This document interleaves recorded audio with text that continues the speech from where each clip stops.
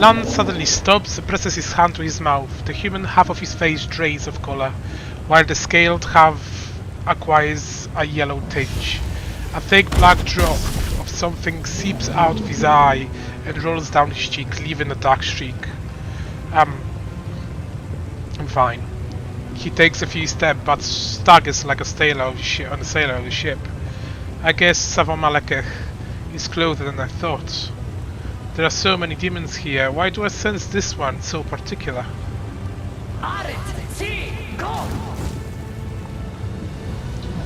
So he is in the upper city. Hold on, we'll find him. Lan clenches his teeth. Savamalekech is here, close. The sooner we find him, the better. I don't understand. I haven't been affected by this ritual. Then why? He clutches his head. Damn it, I'll run straight into his open arms, if only to make it stop.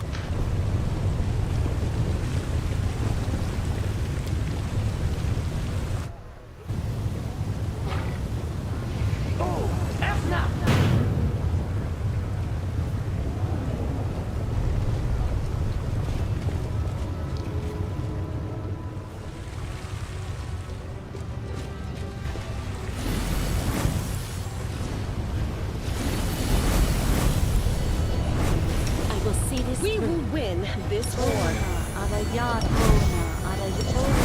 The goddess protects us. Unimosi tradisi. Unimosi tradisi. Yes, what? Axe. Yes. Esne. Axe. Yes. I'm always open to ideas. Ba. Riti.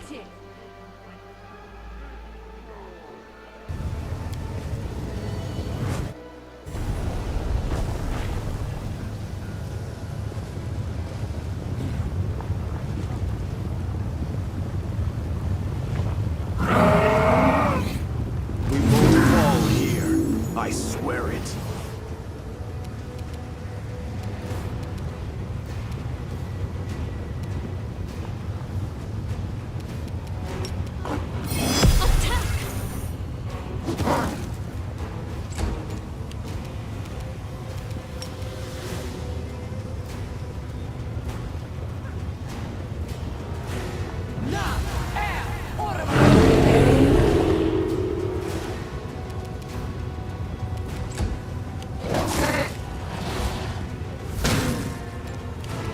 Retreat is not an option. Nice. You've crossed the wrong mongrel.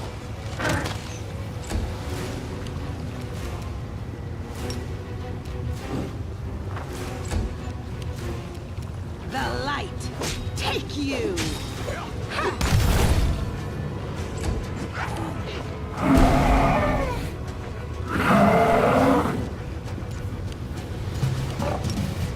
We shall overcome. Take that.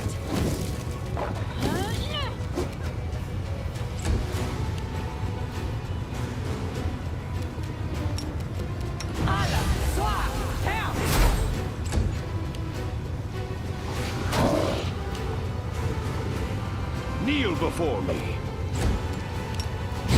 You won't survive me.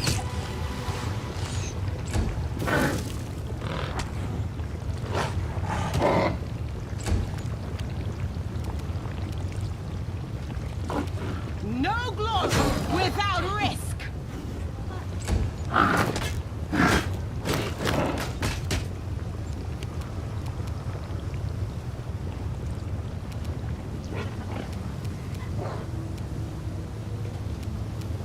Aborane sente.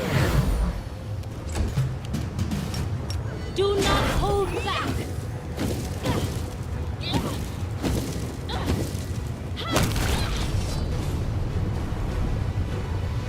We march ahead. Are we ready to move out? Ala swa down. Ala swa down.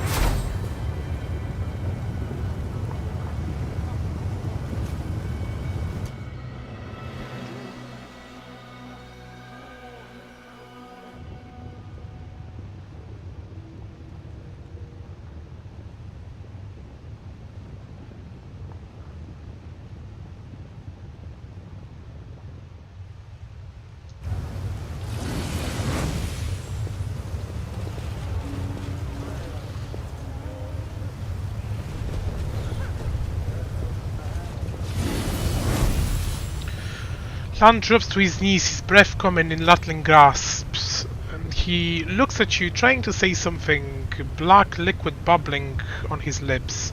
His human eyes turn white, and something vicious and black slowly trickles from it like tears. Well, I think we found the Valmeka's lair.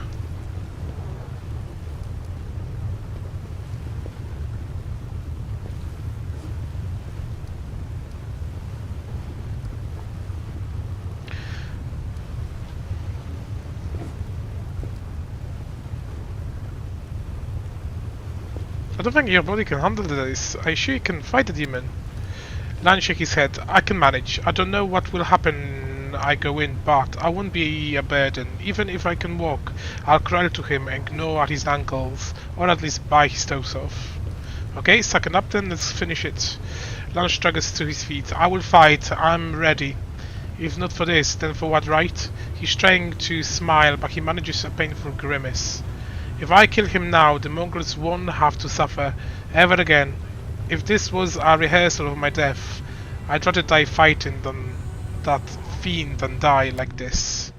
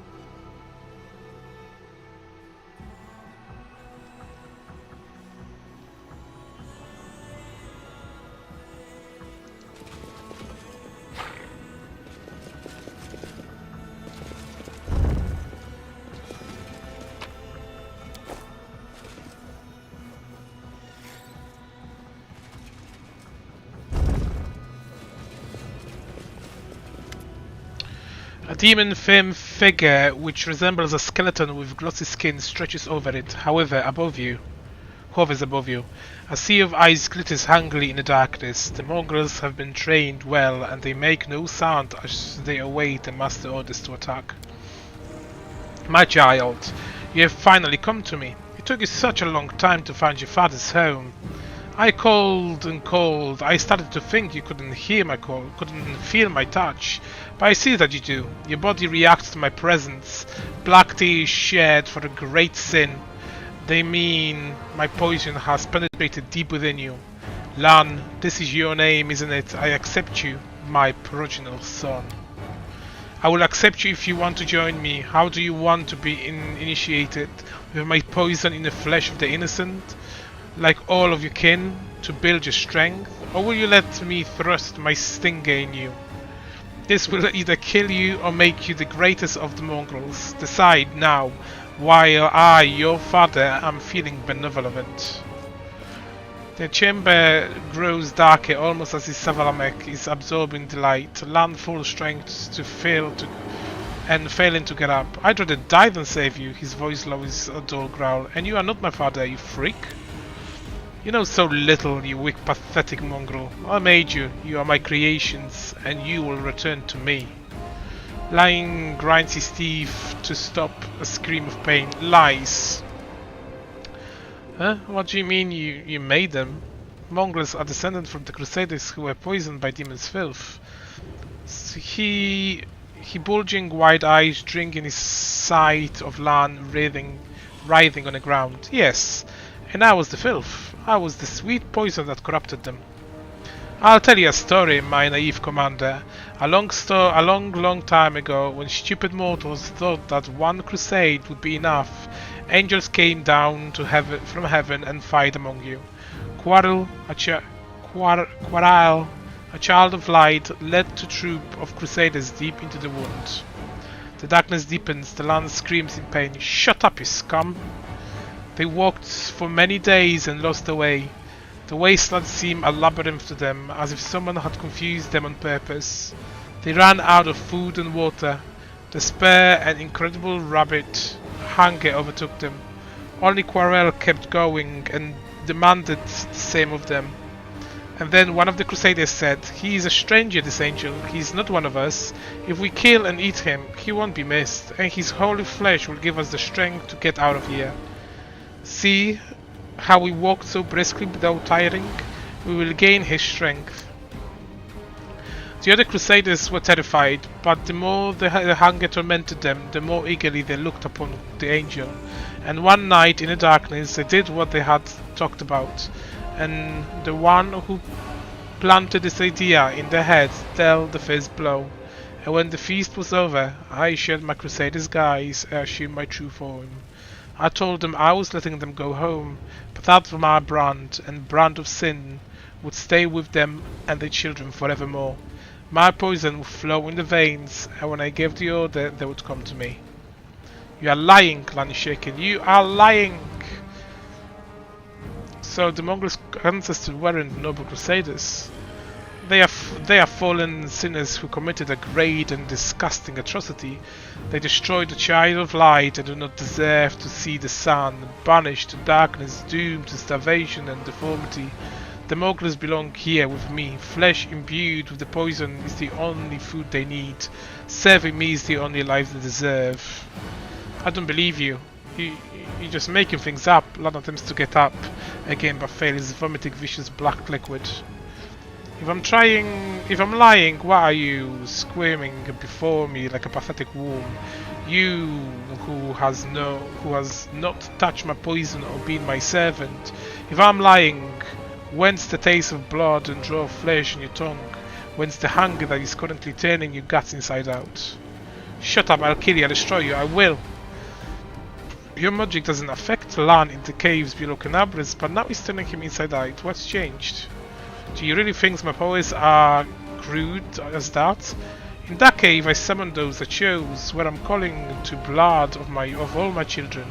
I'm calling to the sin of the ancestors, to that old promise to return them to life, to sat to my side. No one can resist this call, the demon grins, and you, Commander, cannot resist the call of duty. This is why you are here, this is not your fortress. Where did you get those smugglers from? Didn't you flee Netherlom alone, with your tail between your legs? Oh, Commander, don't assume you are the only one with a loyal army. I've been gathering my children for years. Those who were thought to have been lost in the caves actually found their true home. See any familiar faces, Lan? Lan looks at the mongrels. Rulo? Old Gorum? But this is not possible. They're supposed to be dead. They were missing when I was a kid. My poison doesn't kill mongrels, it gives them life. A long, long life. Those who remain in Dresden also deserve a long life. But what about you? Is this how you want to die? I'd rather die than obey you. Lan doubles over in pain. Lan, fight! He's just a demon. We've killed plenty before. You are stronger than this. I am? Lan tries to get up but can't, and he pounds his face on the floor in despair. No, I can't. I'll let you down, Commander. I'm done. Finish me off. It's better that way. Didn't you promise me you would be able to fight? I didn't take you for a man who breaks his promises. Lan forces a smirk. Yes, and I promise to fight as much as I can. He closes his eyes and takes a deep breath. Give me a minute. I'll get up. I can do it. I'll keep my word. Enough talking. It's time for you be paid for everything. Oh no, Commander, why did I receive mythic powers from my master? I'm not in the mood to fight now. It's time for me to visit my children in Dresden, the city you abandoned. Without me, they are wandering in darkness, but I will give them power. Too bad you won't be able to follow me. We'll literally be worlds apart. No, you won't touch them. Kill me, but don't touch them. What are you talking about, my child? Of course I will kill you. Not personally, though. I will leave you in the capable hands of your kin. They may be few, but each of them worth a dozen experienced soldiers. If you happen to survive, next time we meet, I will have an army. Prepare to see even more familiar faces in it, Lan. Defeat is not an option.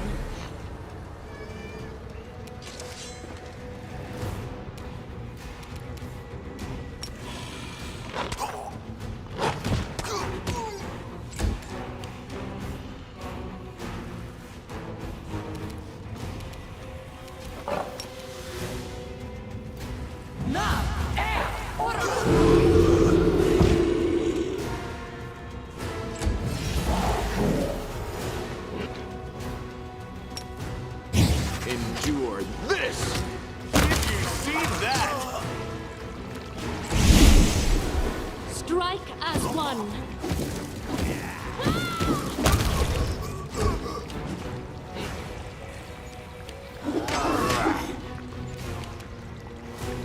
The Inheritor, guide my blade!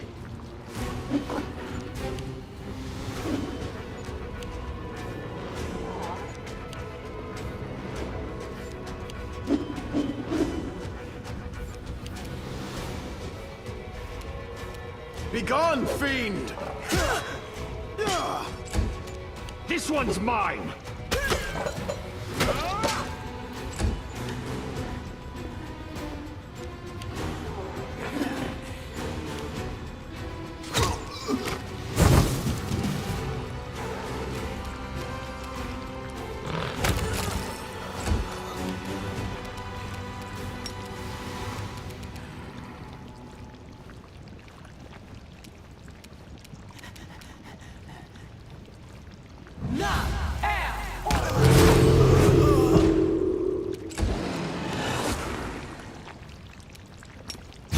Make every strike count.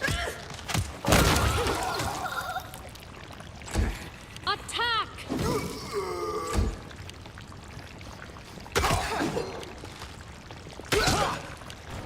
Into the fray!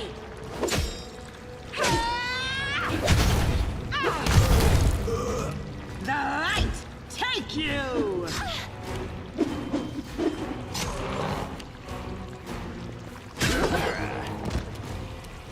Fall!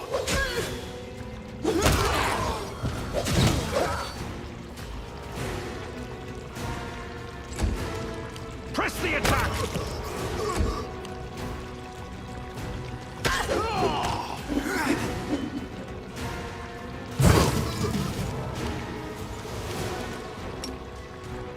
You've crossed the wrong mongrel. We shall overcome.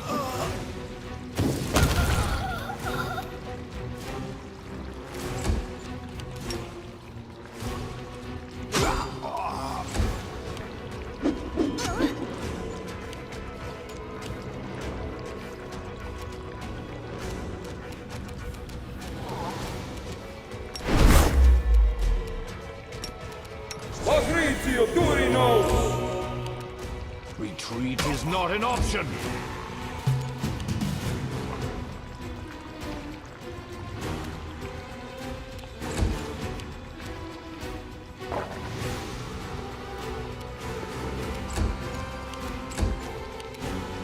Do not hold back. The Inheritor, guide my blade!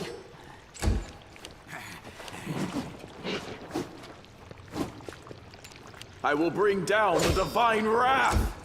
Kneel before me.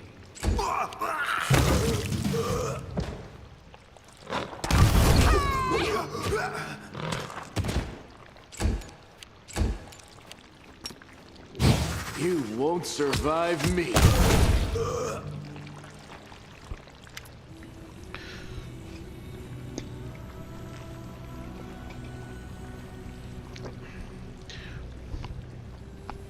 Lan is pale, still pale, but he obviously much improved. It's a strange feeling. I ought to stop thinking about my tribe and fulfill my duty of a crusader, but I can't. I'm a mongrel, and I have a duty to be to the mongrels too. My heart is like my face now, split in two. My cold-blooded half tells me to forget about the tribe, but my human half is desperate to find a way back to Golarion. Lan looks at you intently. Until we do what the Queen sent us here to do, we can't leave this place, right, Commander? Tell me, I need to hear it. Are you okay? Lan chuckles. Right now I'm fine. I don't even have a headache. But inside, that's another story. Why don't I just jump around a little? If anyone comes loose inside me, it will rattle. That's way we'll know if I need to run to a healer or is it too late. Lan whispers the remains of the black liquid from his face. Wipes. A chance to wash my face would be welcome. Or maybe I should leave it. I could scare off passing demons. His presence alone had you writhing in agony just now. Will you be able to fight him when they catch up with him again? I don't know if I'm able to handle him or not, but I have to try. It's a matter of honor. Do you know if Savamalek was lying about your ancestors? I want to believe that he's lying, but deep down I know it's true. Our deformities aren't a sign of the valor of our ancestors who fought in the wound and sacrificed themselves for the cause. Our deformities brand as criminals. We do not understand crusaders.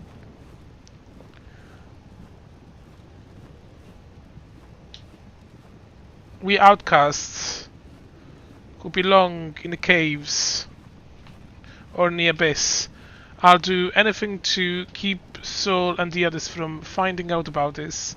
I'll find Savalameka and rip his vile tongue out, but that won't change the truth. We are crusade cursed forever. Your ancestors were seduced by demon and escaped punishment. Your generation must pay their debt. I only wish I knew how. If I was told to lay my head on Iomede's altar so that Mongol children could be born healthy, I'll chop it off and bring it there myself. Although that's probably not physically possible. But what do I do now? Killing Savalamek seems to be the only way. But will that atone for the Mongol sins? Is atonement even possible? The Mongols are saving Dresden no matter what the demon said, and only we can carry out the mission here. Lan takes a deep breath and then exhales loudly. You are right. There are plenty of people back in Dresden who will protect the Mongols. The Queen, Irabeth, Anivia, yes. I'm going to trash in that. But even so, now it's personal. I will have to go back there and face the demons. We have to keep going. We have came to the abyss to do. There is no other way out. Yes, Commander. The sooner we finish here, the sooner we'll return to Dresden. Thank you for not abandoning me and for your word. I'm going to make that demon regret the day that he was born. This is my duty, and I will see it done, whatever it takes.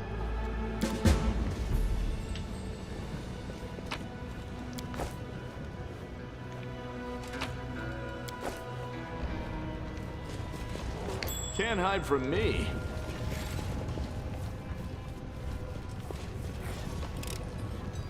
This was simple enough. Our path leads on.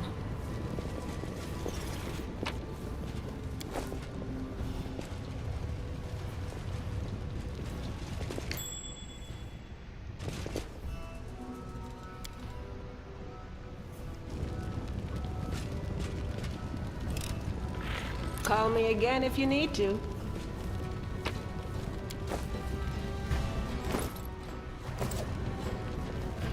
Uh-huh.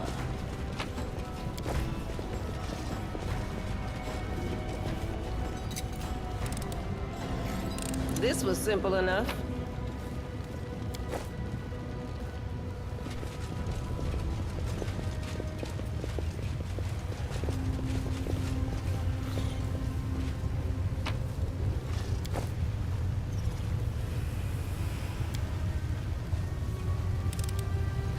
This was simple enough.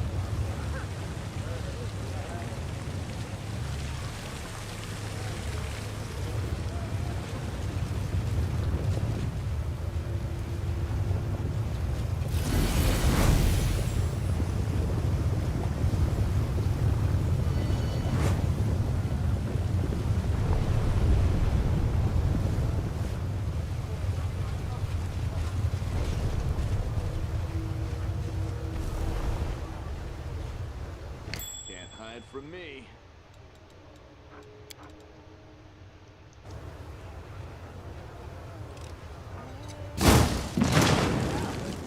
That happened.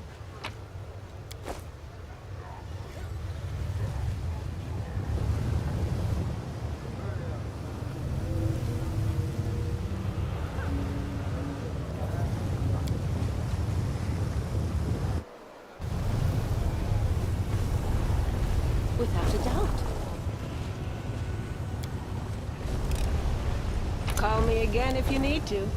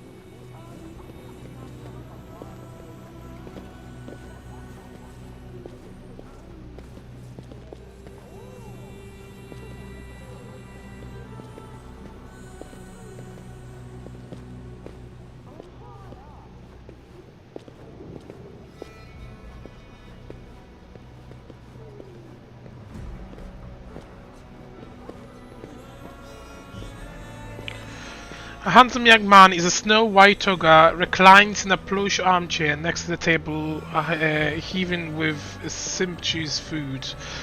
Flowers are nested in his blonde curls, while gems sparkle on his half-bred chest.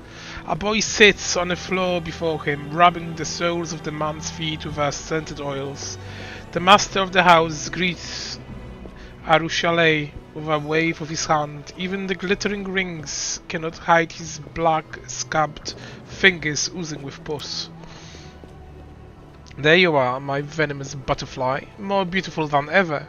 I see that taking a stroll around the world of mortals did you some good. You are slimmer and there is a healthy flush on your cheeks, just like the doll. His eye examines you with languorous curiosity.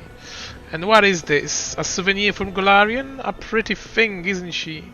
So fresh, so hale, you barely use her, I see. I'm not her trophy, I'm her friend.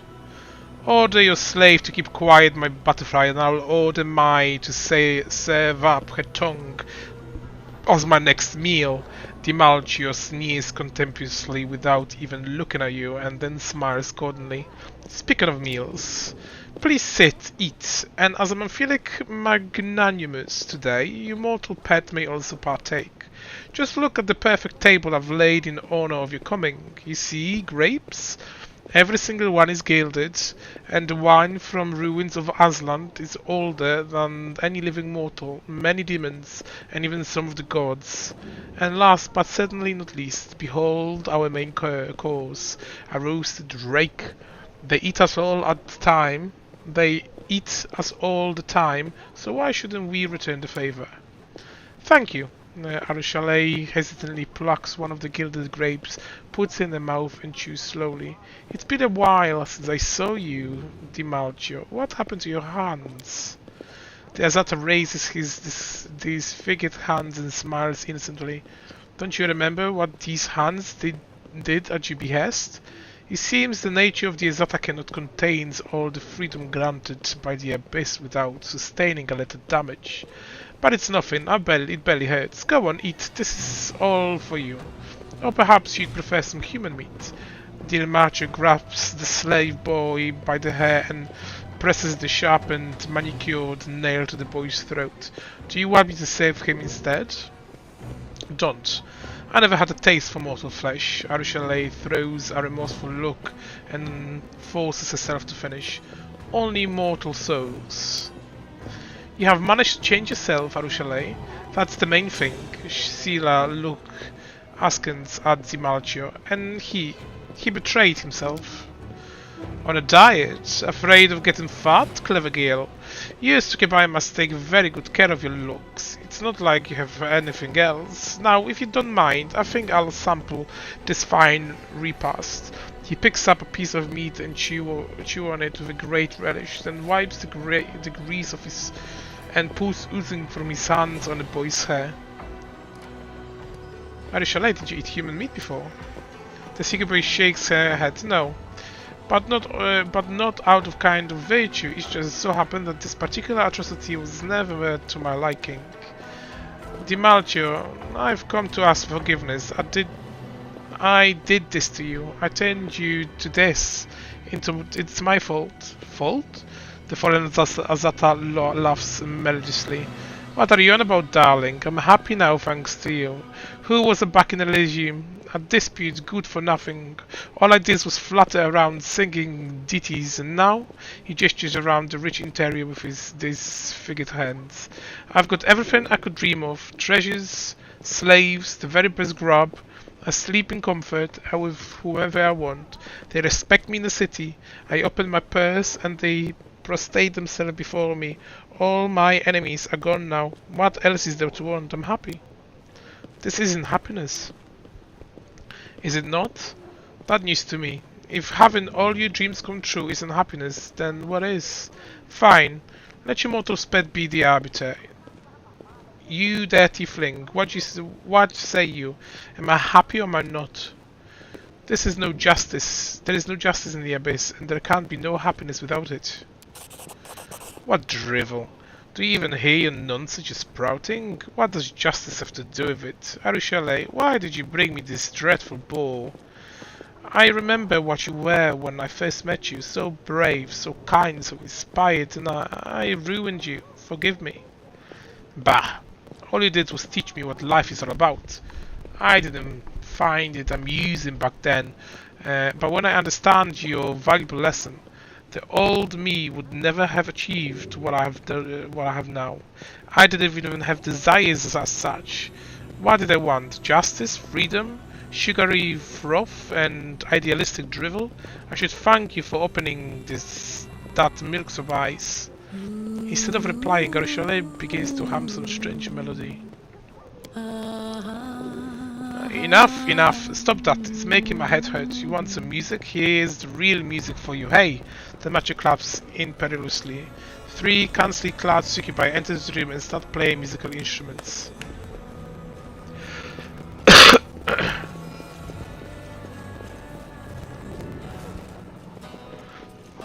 Do you recognize those dresses? You wore the same ones the night you dumped me for the first time. Be bold like a simpleton, but it doesn't matter anymore. I'm always merry now. Every time I bend one of them over, I picture your face that day. Hey? Dimalchio angrily turns towards the succubi. Which of you is out of tune? Hey, you! What am I paying you for? To ruin my strings? Give yourself 20 lashes. The succubus produces a whip. Dimalchio grins lavishly, his eye darting from the musician to Arishale and back.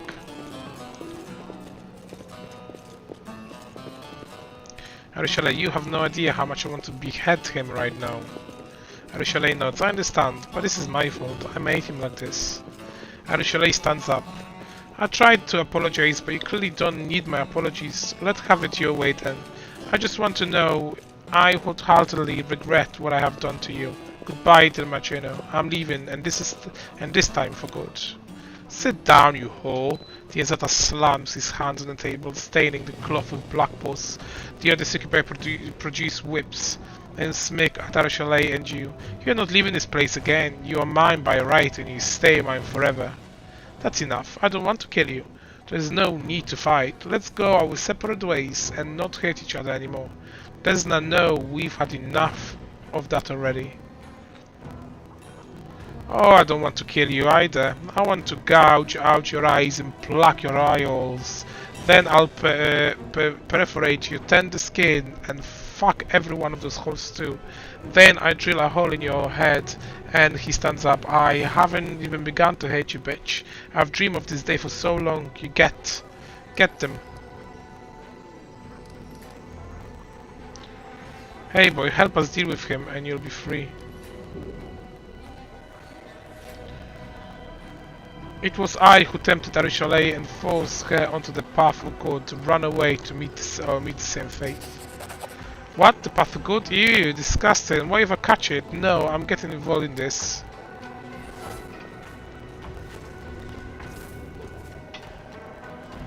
You bastard, just wait until I get my... What are you waiting for? Get them! Take the wench alive. You may eat the mortal right here. Get to it. You layabouts. Teacher may know servants lunge at you. Let's prove their logic is lacking.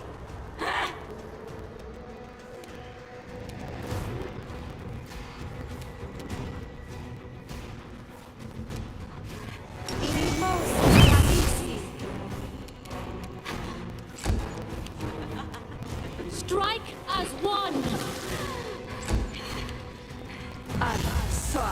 Down. Five, and Liti.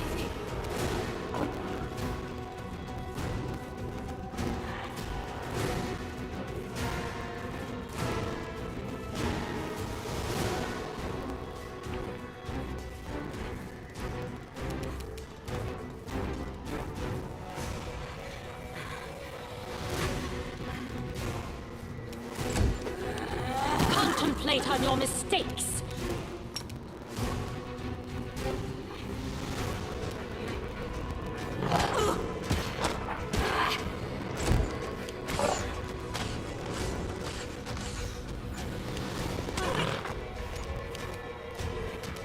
Into the fray. Down. Eternal Rose, I call upon you!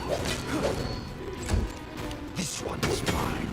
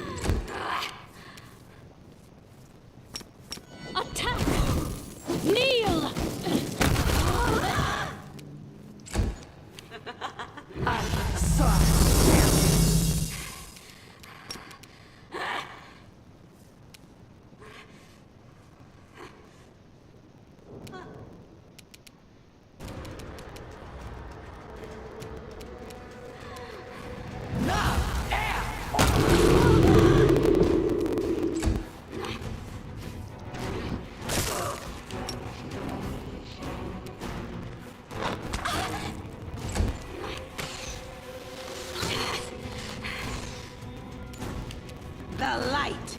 Take you. Begone, fiend! Press the attack.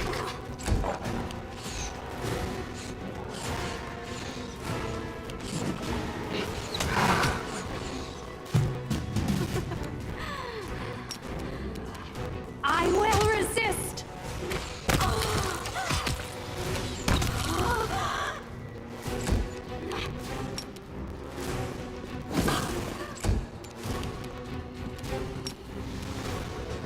Na Aeon Orma.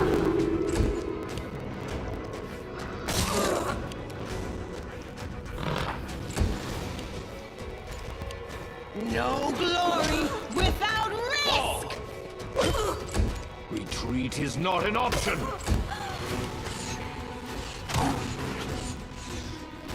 Prepare yourself. We shall overcome.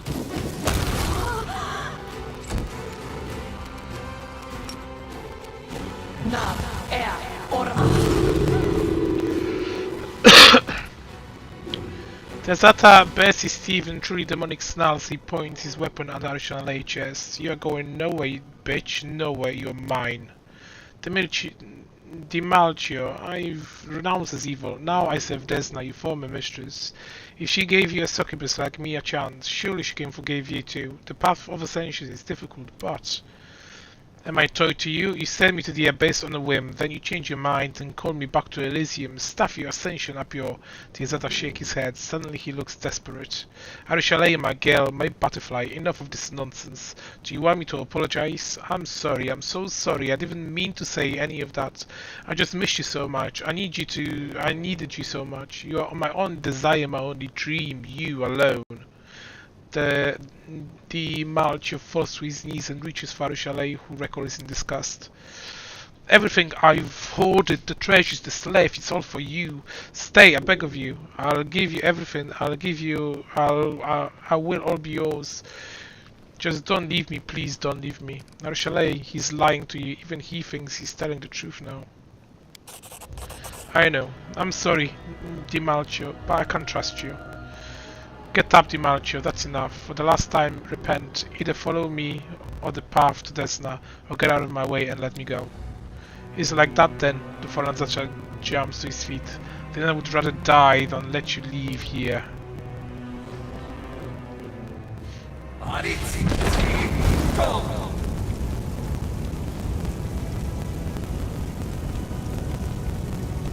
We will prevail.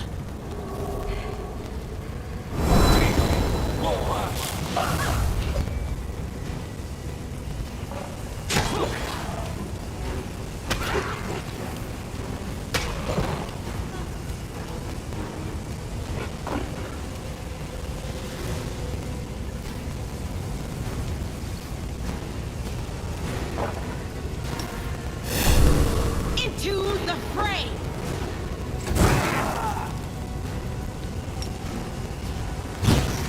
Desna, guide my hand.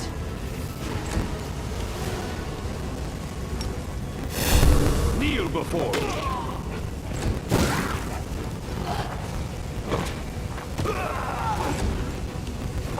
Do not hold back.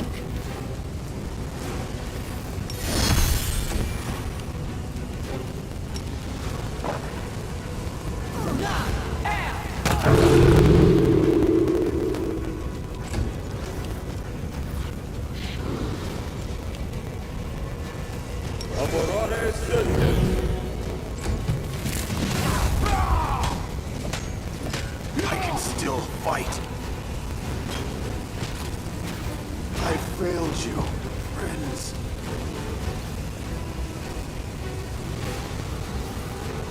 The inheritor. Guide my blade. Hey! Make your peace.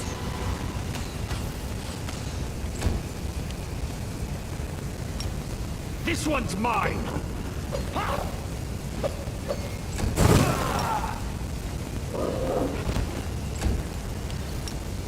Strike as one.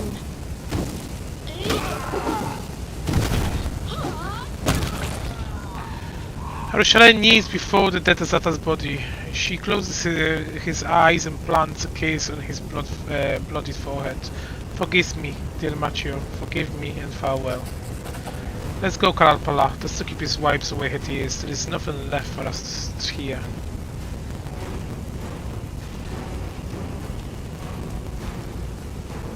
It's not your fault. He had a choice, and he chose evil. Choice and free will are just words that lies and manipulators use to justify their actions. I know this too well. It's easy to break a person's will, and the freedom to choose means little when you don't know your options. No, Kalapala, don't console me. It's my fault, and my last chance for atonement lies dead. Arishale shakes her head ruefully. What just happened here? Everything he said, I need to reflect on it. I want to talk about it, but not right now. Later, when I have a chance to sort out my thoughts and emotions.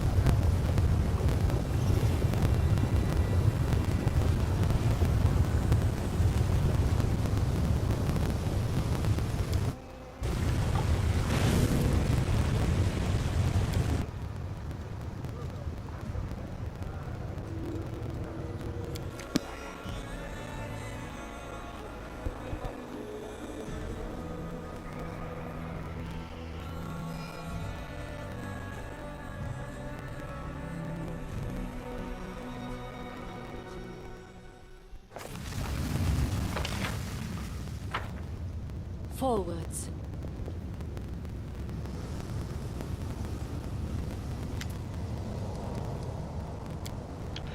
How do you feel about what happened with Savar Malakach? If you mean my health is as good as new, if you mean my head, it's empty now, almost back to normal.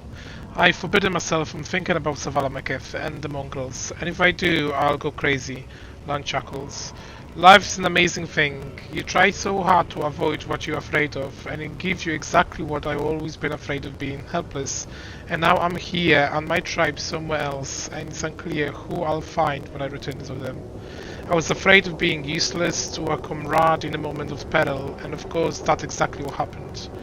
Well, you know, every cloud has a silver lining. I've been looking for my calling in life in this crusade, and I found it. It's my duty to protect my tribe and show Savala Melekech that he has no power over us, no matter what it costs me.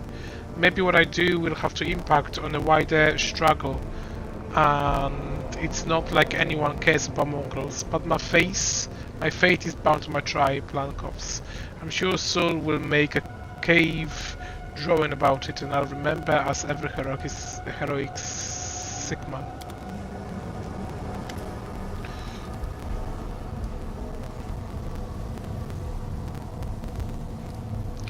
You want to talk about what happened in the manor?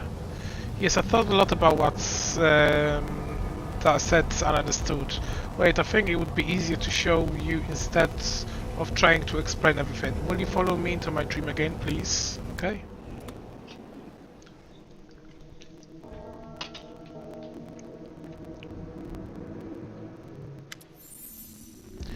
Our chalet dream is filled with smoke. Cold, ghostly fire is devouring the dreams of others as she has collected. Tears are flowing freely from her eyes, leaving faint trails of the soot-stained cheeks. Ash, what's wrong? My dreams, it was all a mistake. Do you remember what we saw in the Malcha mansion? What he said about the dreaming coming true? Food, riches, the demise of his enemies. The teary-eyed succubus look at you. Does not ask me what I dreamed of. I tried to find an answer, I truly did. But look, are my dreams any different from the desires of demons? What's changed? What's the name of the bird that grabs everything shiny and carries it off to this nest? A goldfinch, right? I'm just like the thieving goldfinch that spies on people's dreams and hoards them away. But doing that hasn't changed me at all. I'm still the same greedy, cruel, lustful demon I've always been. That's not true. You are not like other demons. You do good. I force myself to do good every day. I help mortals, I protect them from other demons, but can't my actions change my inner nature at all? If I'm still a demon inside, then what does it matter? What if, without even knowing it, I'm simply ingratiating myself with you so I can seduce, betray and murder you? I don't want that, but my black heart does. Other demons dream.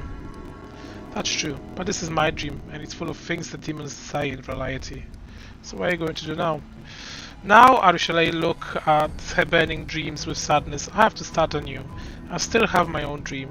I will cleanse it of other desires and try to find my own. Arushalei cradles a tiny flame in her palm and wenches in dance of her fingers. I was so happy to receive my own dreams, and now it's so difficult to get rid of them. Will you help me destroy all of this? I feel I won't manage to do on my own.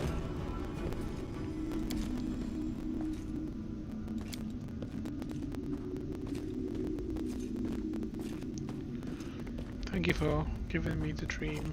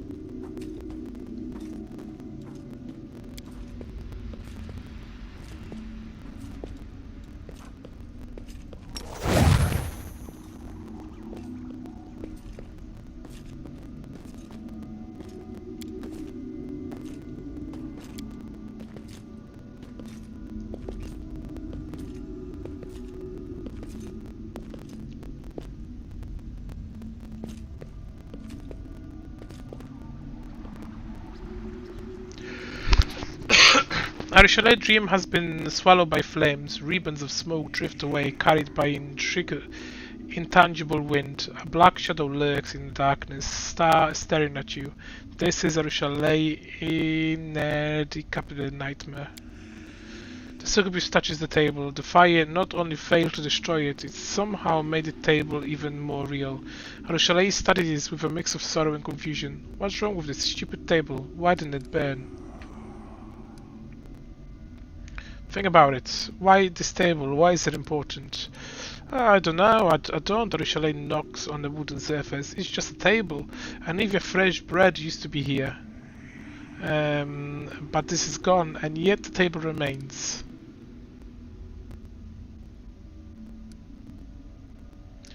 What if that's a real dream, your own dream, and not something you overheard? This table? The confused succubus traces a wooden surface with her finger. Is that what I dream of? Furniture? Your nightmare didn't burn either. No, it didn't. Arashara looks at the black shadow which stares doubtfully back at her. That thing won't leave this place ever. What now? Is this truly the end of your dream? I don't know. I probably won't do anything yet. Everything has burned down apart from my nightmare in the stable. You know, I might just... She cuts herself short and turns away, blushing a little. No, that won't do. Oh, I'm sorry. I need some time. I need some time alone to think about it and sort it out in my head. Can we discuss this in a few days? For now, let's just go back to the real world.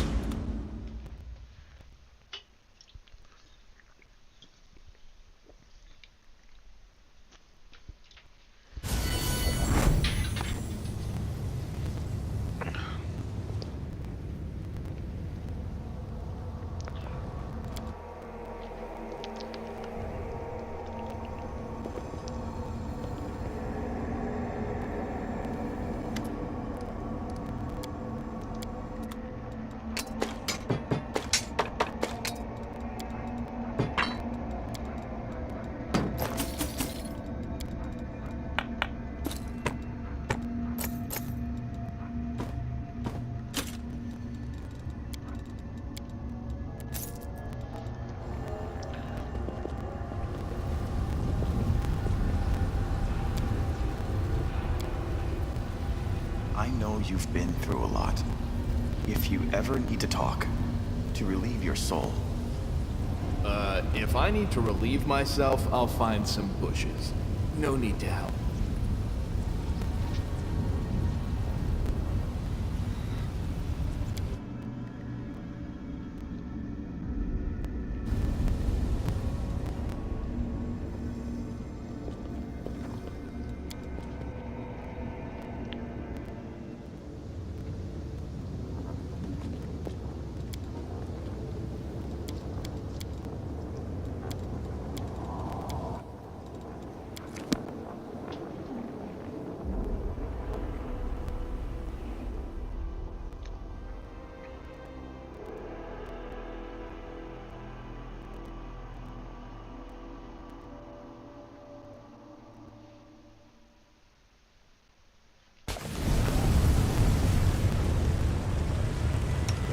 To move out.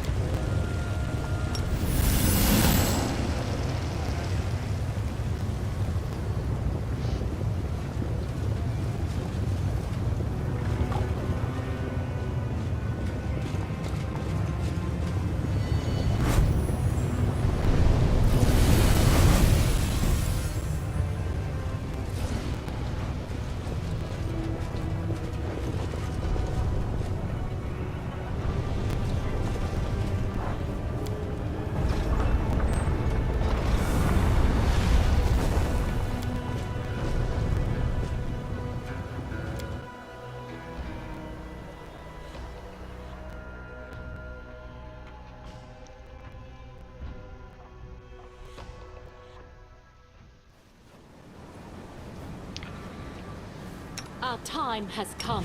No reason to pause. My will is resolute. Unimosi travisi. Unimosi travisi. Together we stand. Oh, yes, what? Yes. It went splendidly. The inscription is written in archaic elven script. You recognize the words, "Strangers home, I see you, and I implore Callistra." It appears to be some kind of protective spell against thieves, but it's lost power over the years. Something over there.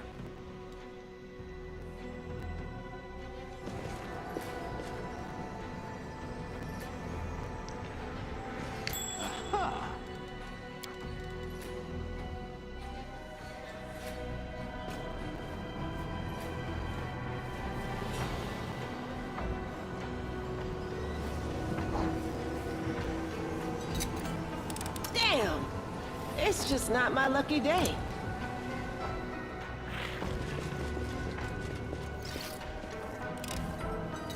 This was simple enough.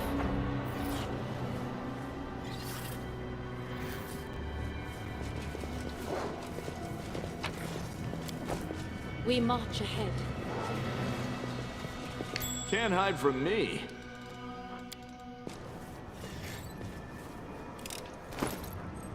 This was simple enough.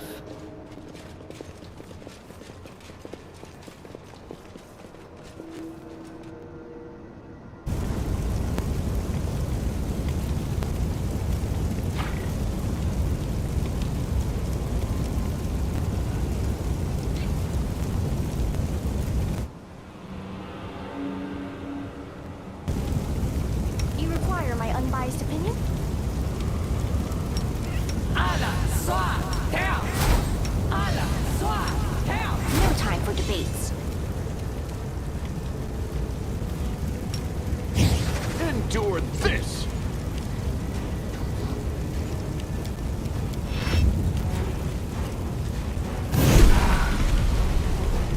Attack! Press the attack! The light take you! I will bring down the divine wrath! Make every strike count!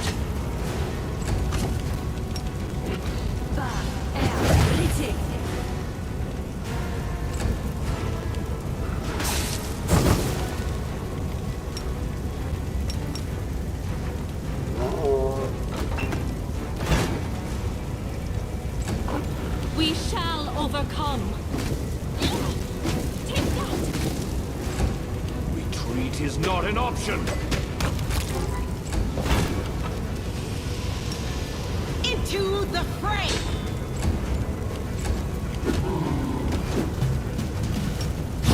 You've crossed the wrong mongrel.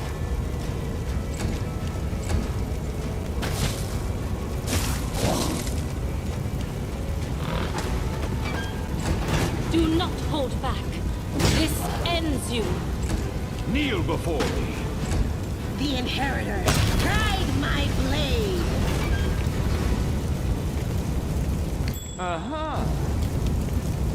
A success worthy of praise. The description once contained a spell of warding. When the intruders appeared, it would let out a chilling howl to raise the alarm. Fortunately, the enchantment now worn off the passage of time, so your ears have been spared.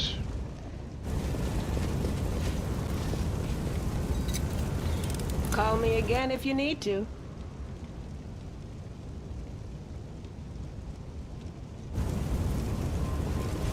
Can't hide from me.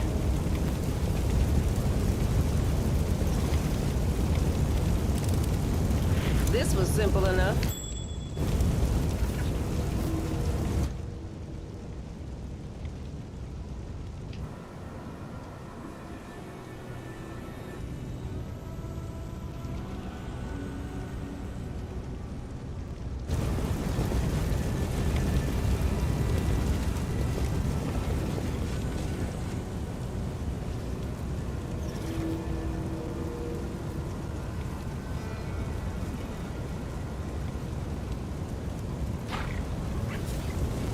Please, be careful. Our path leads on. A bright future awaits us.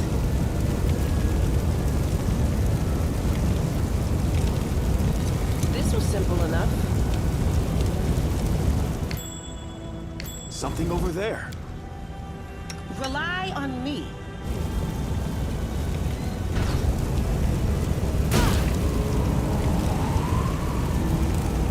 Call me again if you need to. This was simple enough.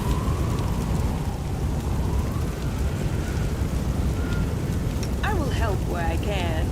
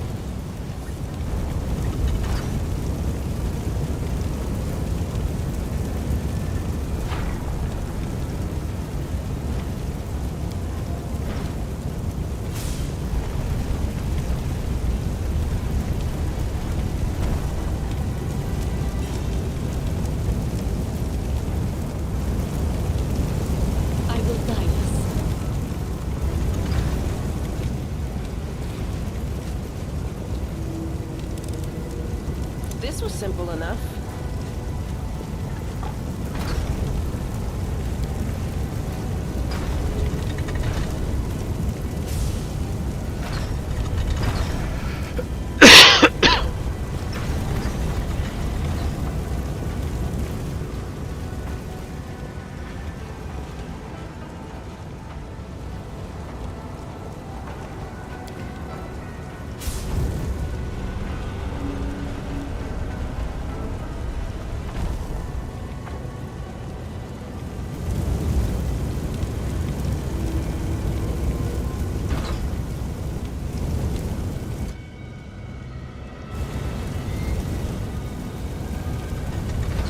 You are my favorite aide.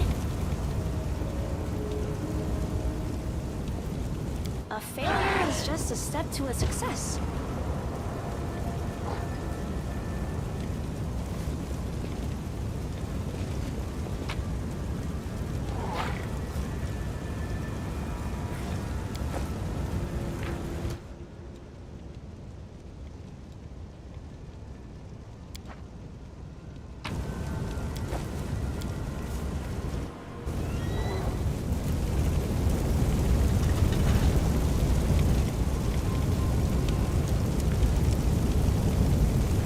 Without a doubt.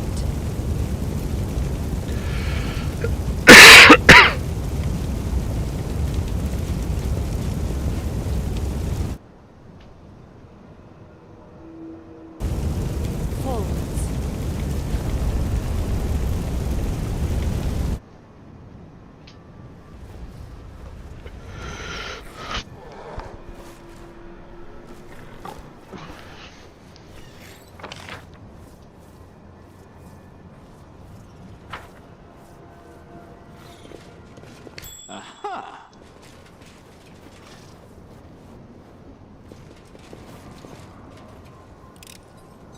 Call me again if you need to.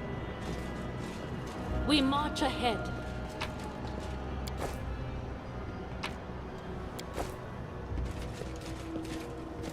Can't hide from me. We will win this war.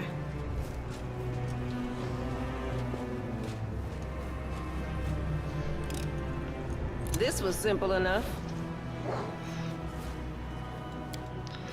Within the pedestal, a faint purple glow emanates from the crystal-shaped hull. Its edge is chipped and cracked, suggesting that whatever it contains has been forcibly removed.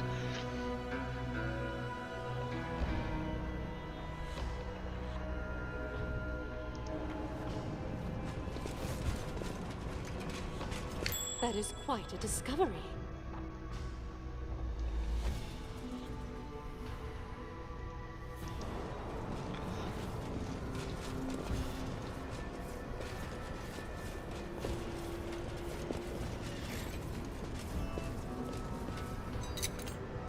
This was simple enough. You see a sturdy door set in the stone arch in the middle of the room. The location seemed rather odd, to put mildly. Attached to the door is a tidy little metal bell with a braided pull. You see a spell enshrouding both the door and the bell. Judging by the nature of the spells, they belong to the conjuration. Let's leave it for now.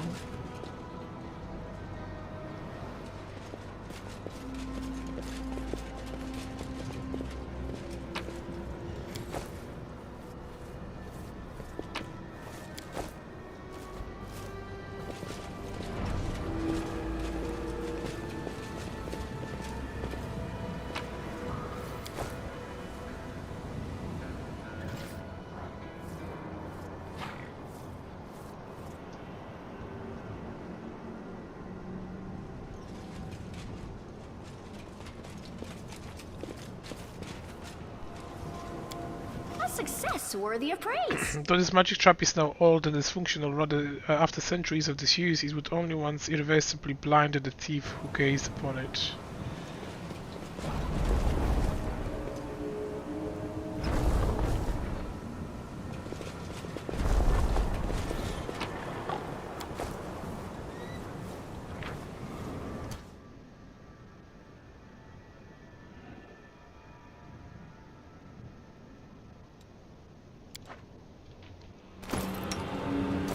No reason to pause. Your orders, Commander. The world has suffered Are enough. we in trouble yet?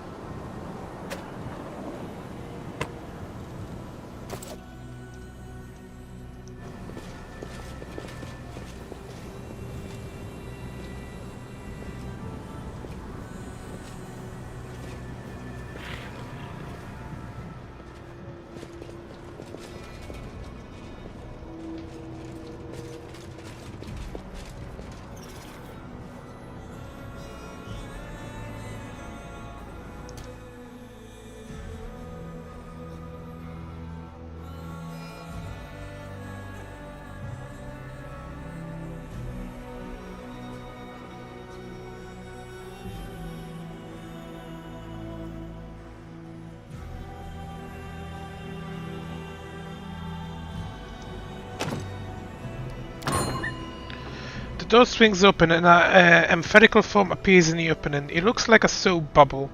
On the other side of the door you can just make out the hazy interior of a small, trinket-filled room, the typical ambience of a Golarian Aeon.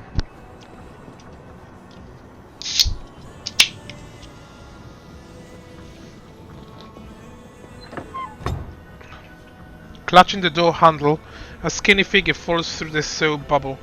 The bubble contracts and pops, dissolving into the air. The door slams shut, cautiously touching the stone floor. The unexpected guest raises slow to his feet. It seems that the storyteller, for it is undoubtedly him, is quite surprised. The storyteller head swivels around in bewilderment, his hands reaching to examine everything around him. Where am I? How did I get here? Who's there? I remember the sounds of that breathing. Kanal Pala, is that you? Thank the God this is you. Where are we? And if you don't mind my asking, what brought you here?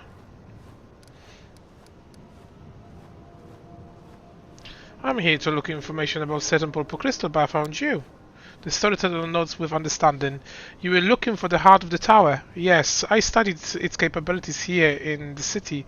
You must have seen the socket it was placed in. Unfortunately, the details of my research are hidden from me by the gloom of oblivion. Perhaps if I laid my hands on such a crystal, I would see something else in my past.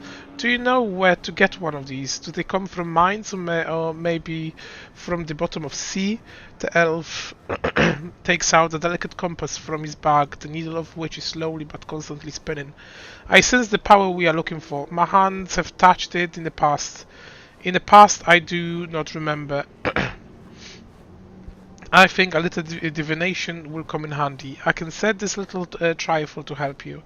Explore the caves here. When you are near the crystal, the compass will let you know.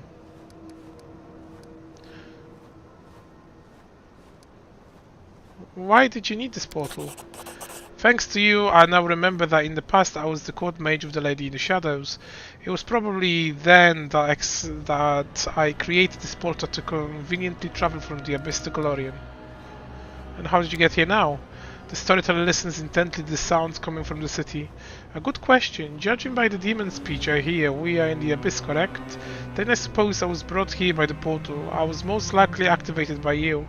This portal must have been charmed specifically to deliver me here from wherever I may have been. I hope you will send me back the same way. You are unlikely to have charm in this way. If you had... You are unlikely to have charmed in this way. If you had, you wouldn't be so surprised by my appearance. This means the spell was cast in the past. In my past, the one I'm looking for. I have to admit this finding is quite intriguing and perplexing. But this place where we are, its tower isn't. Yes, I'm right, tower. What do you think of Galfrey's ordering me to go to the Abyss? The storyteller purses his lips. I'm not a politician or military leader, but I've seen all sorts of in my life. That's why I have some experience and know different stories. The story I'm watching now, I did not strike a chord with everyone. There are many in Dresden who are saddened by your departure for the Abyss. There are even some among them who thought in a whisper, that Galfrey was envious of her commander Glory and was in a hurry to be rid of her, but most do not think this. The majority praises the Queen and expects her to lead them to the new victory over the demons. It's quite possible that she will succeed right now. As far as I know, Galfrey is actively preparing for an advance to the west into the heart of the Worldwood. I see. The sense of recognition is truly astonishing. It's definitely used to live here, and if there are no other claimants, I'm ready to become the owner of this tower again. Buy my guest anytime. How is Galfrey? It is possible to tell the storyteller face whether or not he's surprised by a question. She's acting in a manner befitting the Queen standing at the head of the crusade. As for her spirit, that I do not know, but I could ask her for your behalf if you like. Please do. Then I will. Come visit me again after a while, and I will let you know the answer.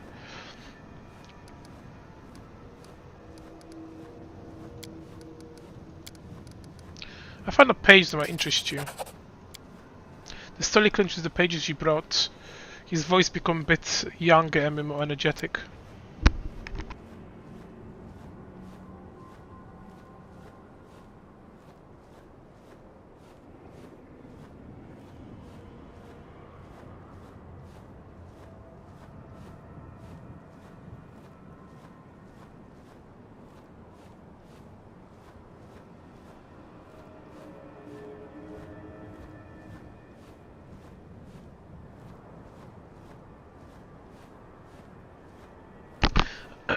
I'm sitting at the top of my tower. In my right hand is a goblet of warm wine. In my left, a bark-covered notebook. I breathe in the ash floating in the air. The wine leaves the bitter taste of soot on my lips. It's been about 100 years since I returned to Golarion from the Abyss. 100 years spent on research, hard work, and rare journeys. I turned the page of the notebook. The wisdom of elves and the cunning of demon Lord Bahamut are gathered here. There is a description of how the purple crystal from the city works, and my own observation about Rift Carver, Demon Lord the Scary Scythe. I know everything written in my heart, but I keep paging through it all the same. Touching these pages makes me hopeful and strengthen my resolve. I have gathered everything I need to connect Golarion with another plane.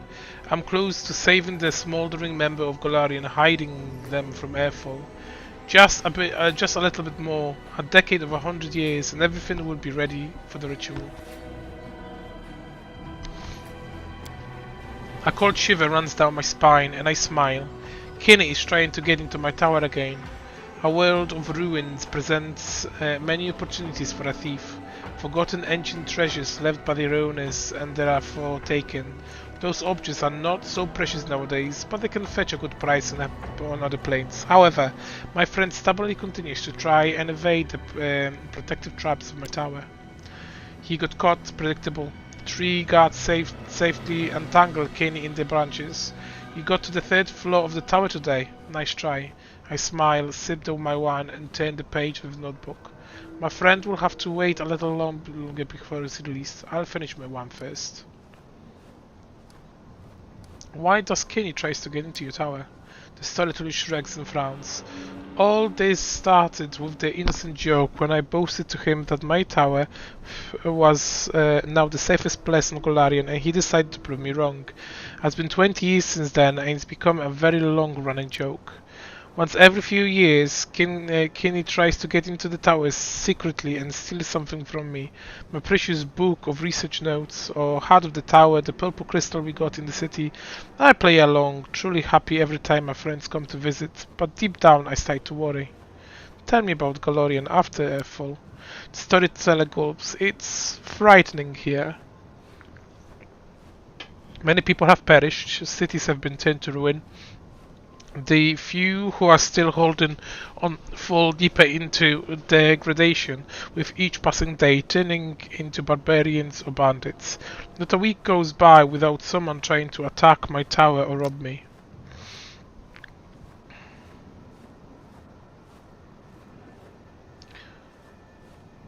But my spells are strong and my guards are impeccable. Hungry and crippled, the riffraff leave the tower in search of easier pickings. I watch them go and feel no mercy. They deserve their fate. They should have fought like me. They have chose an easy path to plunger. Kinney takes the goblet from my hands, but it's not a rush to drink it. You would learn so much if you didn't sit here guarding your secrets, he says to me. I smile. Not every secret must belong to the world. Not every secret must belong to the world, my friend. Precious stone lose their shine when they pass through 100 hands. In the same way, knowledge is distorted and truth turned into old tales. This is why I sit in my tower guarding what I have created and what I have obtained from others. My friend only shrugs and stops talking, dissatisfied with my answer. I start to think, when did Kenny and I drift apart? He claims me for dragging my feet. He says I should have opened a rift to the other planes as soon as I returned to Golarion. And now it's too late. The jewels of our civilization have already perished. And soon the rest will too. He thinks we've lost, and now my research is simply dangerous. I don't answer his reproach, for they are somewhat fair. I could have tried to save Golarion 100 years ago, when Noctucula, my former lady in shadow, upheld her part of the bargain and decrypted Baphomet's notes. But instead of fulfilling the goal I set for myself, I decided to spend a little more time on research and preparation. It will take a year, I told Kinney back then. But after a year, I needed 2 more, and then more year, and 10 more years. The world was falling apart around me, and I still lingered. The storyteller frowns. Still, why are you talking Still, why are you talking so long to connect the planes? I don't know. My actions are clear even to myself. I seem to have burned out. I look at people surviving Golarion and I realize I don't want to save them anymore. Who needs a handful of rabble who have already forgotten how to write, who get by with a vocabulary of thirsty words? I haven't abandoned my idea. Oh no, I will see it through, sooner or later. It is my life's work. I can't just abandon it, but not now. Why is Kinky against opening the portal now? The storyteller frowns. My friend thinks that it's too late. That my experiment is merging the planes will be dangerous for the entire universe. Who knows what consequences the merging will have on the plane I choose? What will happen if I merge Golarion with heaven and earth will happen to it too? Before the Golarion civilization were still fighting, together we could have overcome the surmounted airfall consequences. But now there is no doubt that only war and death await us after we merge planes. Kenny always supported you before. What changed? I have thought about it many times. Over the years he spent on Golarion, my friends gradually lost the fire in his eyes. His opinions became more and more careful. He stopped rushing into adventures life offered him. The story's press sign. He got old. We both understand that life as a half-elf is almost over, and I still have several hundred years to live. We realize that soon we must part forever. This is thought to keep us from talking like we used to and making plans for the future. Kenny seemed distant. The storyteller is silent for a long while, subduing his thoughts. The terrible thing is, I don't feel sad. I accept our partings as a given. I condemn myself for this, but can you do nothing about it? Kenny will leave me and I will drink a goblet of warmed wine to remember him, and then I will return to the laboratory to continue my research. My friend has become a stranger to me. It happened. What I had been expecting for the last 10 years. What I was ready for. Kenny, my friend, took advantage of my hospitality and stole my research notes. They contain knowledge I gathered over the years from the most dangerous sources, and I have only partially deciphered them. Some of the knowledge will now be lost forever. He didn't even have a good note. He just left, never to return. I'm standing on the top of the tower with a goblet in my hand. There is no anger, no sadness in my soul, just doomed emptiness and fatigue. I bring my lips to the wine, but taste nothing. We go our separate ways from here, my former friend.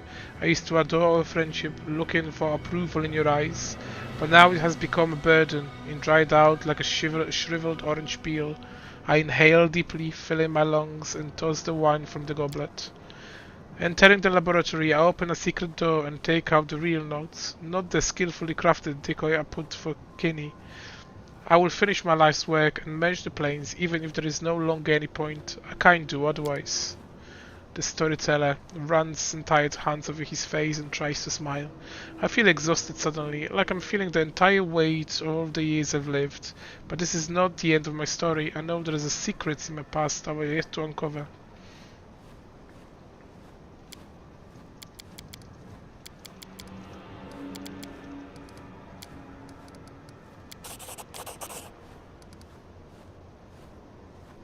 Do you know what I miss the most in the Abyss? My precious golem. Story says the golem? How surprising. Well, I can help you with that. No living creature other than me can pass through the portal, but golem isn't alive. Please allow me to try bringing...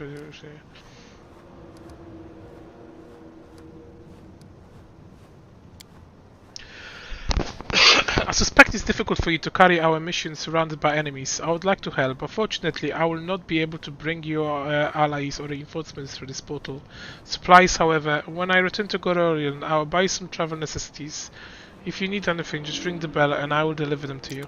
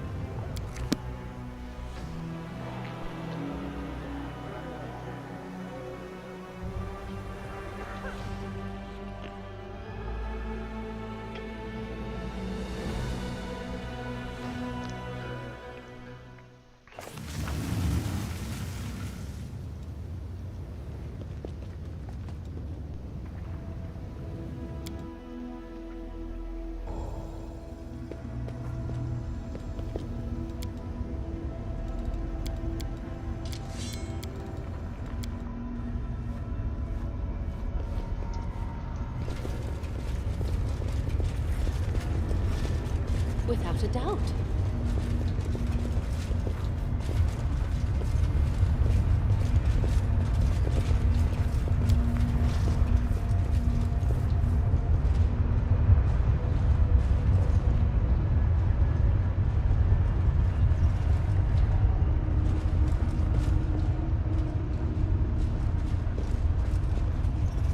Forwards.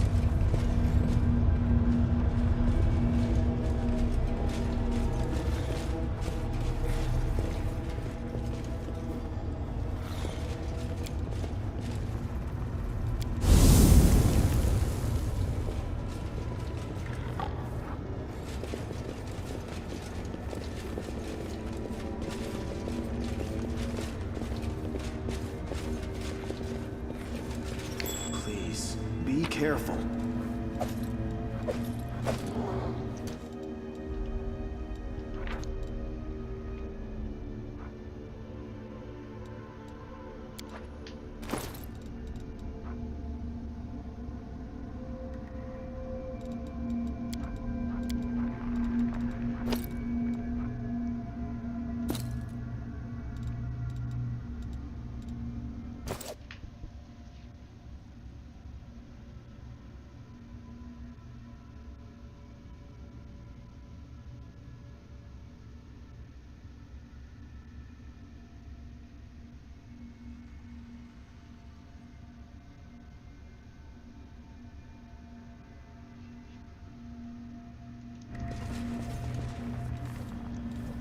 anything new?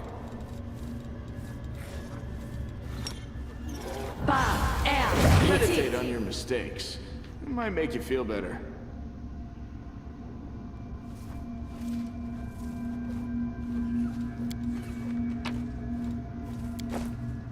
Yet another obstacle.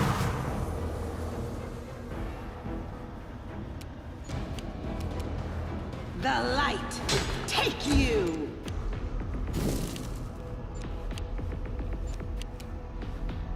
These magic should be used in other ways.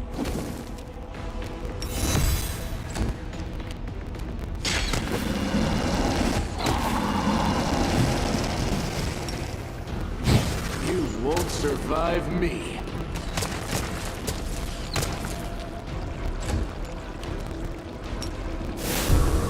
Into the fray!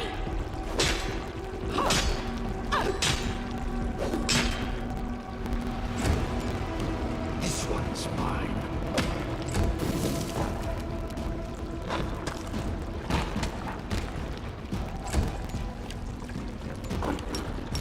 Strike as one!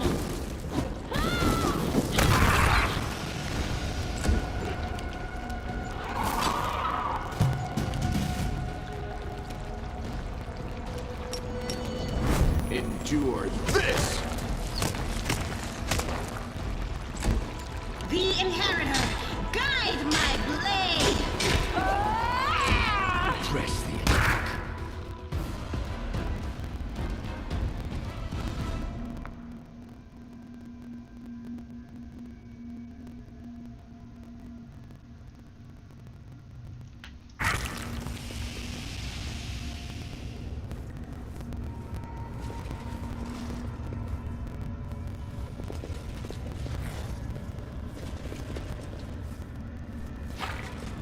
Stand with me!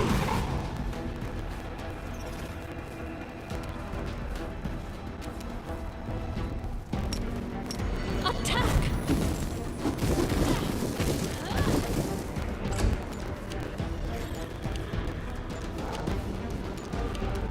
Retreat is not an option.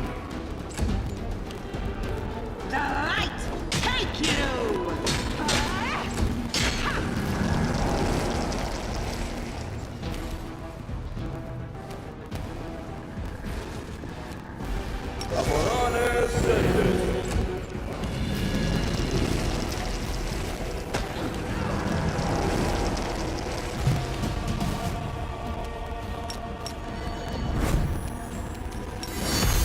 We shall overcome!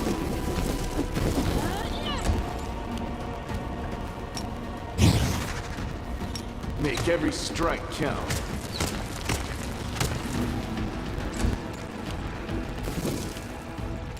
Kneel before me. No glory without risk!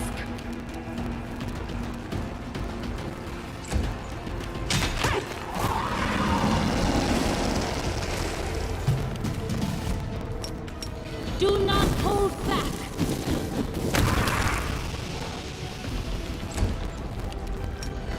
You've crossed the wrong mongrel.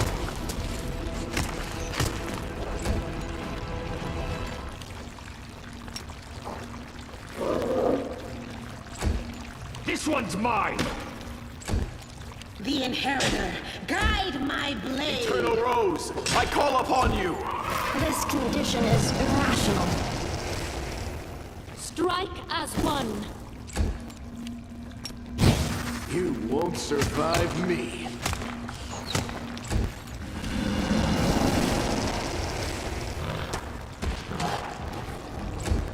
Press the attack! Let me help.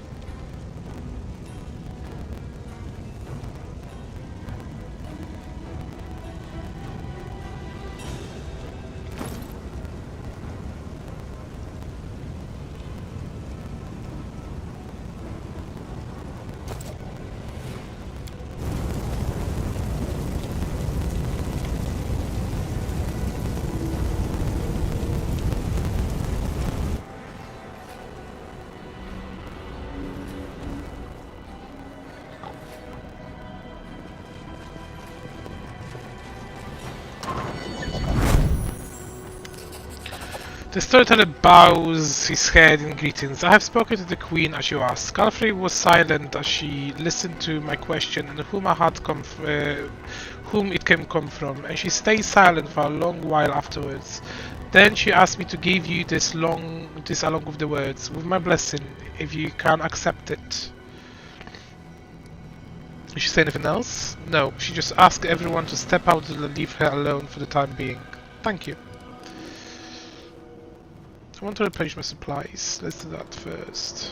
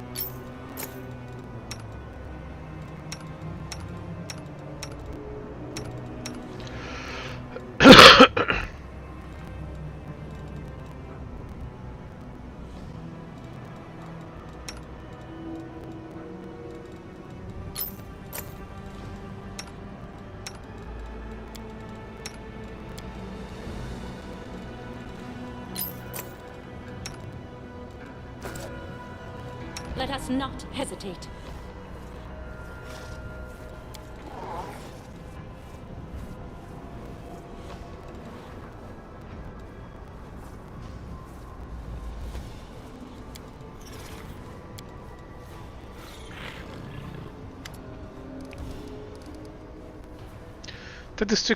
Take this crystal, what do you see?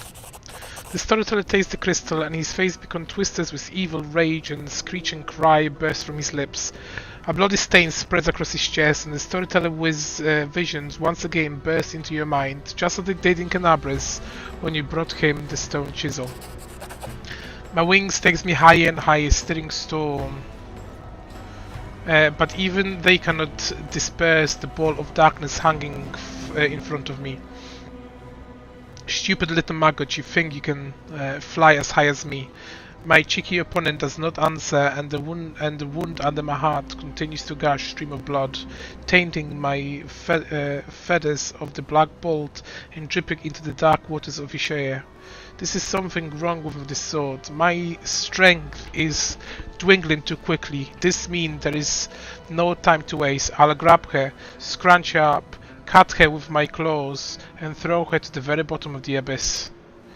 Quickly changing the direction of my flight, I rush towards the center of the dark cloud. Well, where are you? My chest is thrust forward, ready to take any blow, and my claws are cutting through the air, but she is not here. She deceived me. The dark cloud was fake. Where are you? Her triumphant laughter echoes over the black ocean, so insulting, so insolent, and impetuous. Someone catch that laughter. Choke it. The mind of the Aeon remains unshaken. You easily concentrate on the storyteller's screeching voice. Who are you?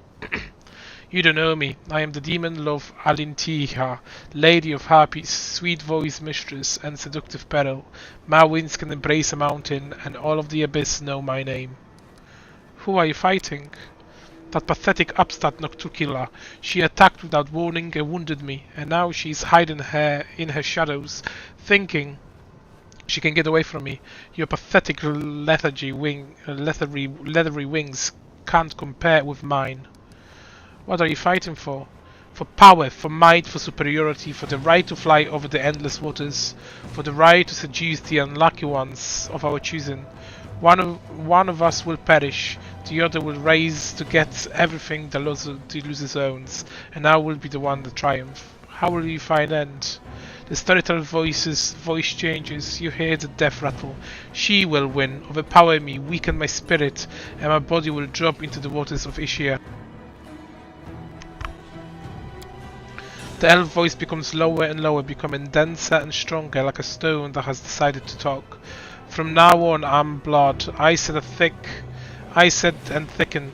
I grow firmer, stronger. I crystallize. I gain edges. Power lies dormant in me, and I lie dormant in the dark. A dark, heavy stone slab seems to fall on you, but this is not enough to break your mind of the Aeon. You discard the heaviness with the ease and continue to listen to the storyteller monitoring his voice. Are you the island of Alishania, the one Alushiria is built on? Yes. My body became stone, my flesh turned to firmament, and the power hidden is in it. It expands and swell. I am the island and everything hidden within it.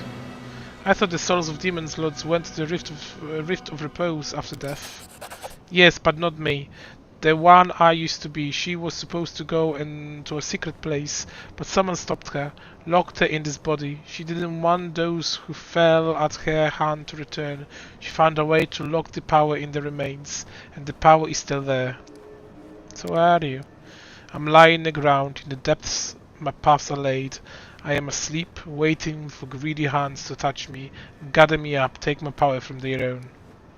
So what's happened next? You will take me out. Your hands will take me out of the cavern. Storyteller voice calms. This is where the road of to the past, the one opens me, ends. It leads to the very moment, but I see something else, a future, a possible future. Droplets of spittle fly from the old elf mouth. His speech becomes furious and garbled, his voice trembling with tension. Ah, it hurts. The crystal is so huge. She's implanting it, sewing it into living flesh, my flesh, and it oozes power. So can my flesh and blood flowing in my veins. I am rage, I am agony, I am violence flesh made flesh. Overcoming the scarlet rage seizing your mind is easy for an Aeon. You push through the steam of insults and manage and mangled words flying from the storyteller lips. Who are you? Who are you and whom do you serve? I am humble demon whose old name doesn't matter. From now on everyone will call me the Horn Horror. Lady Habzimira will lead me into battle where I will crush her enemies. No, I will destroy them with my horrifying grunting that will rip the pathetic flesh from the meagest carcasses. Who is implanting the crystal into you? Mustafin, the cunning one with snake eyes, one of the fosterlings of the upstart Arleo. My mistress, Hebzamira, ordered him to do it. She has many such crystals. I am not the first or last to have had this done to them. Mustafin is weak and mortal spawn, but even he improves with practice. You see, I am alive, unlike the pathetic unfortunates who went first. You feel the thirst for blood, the heat of the pulse through a warrior before an imminent fight.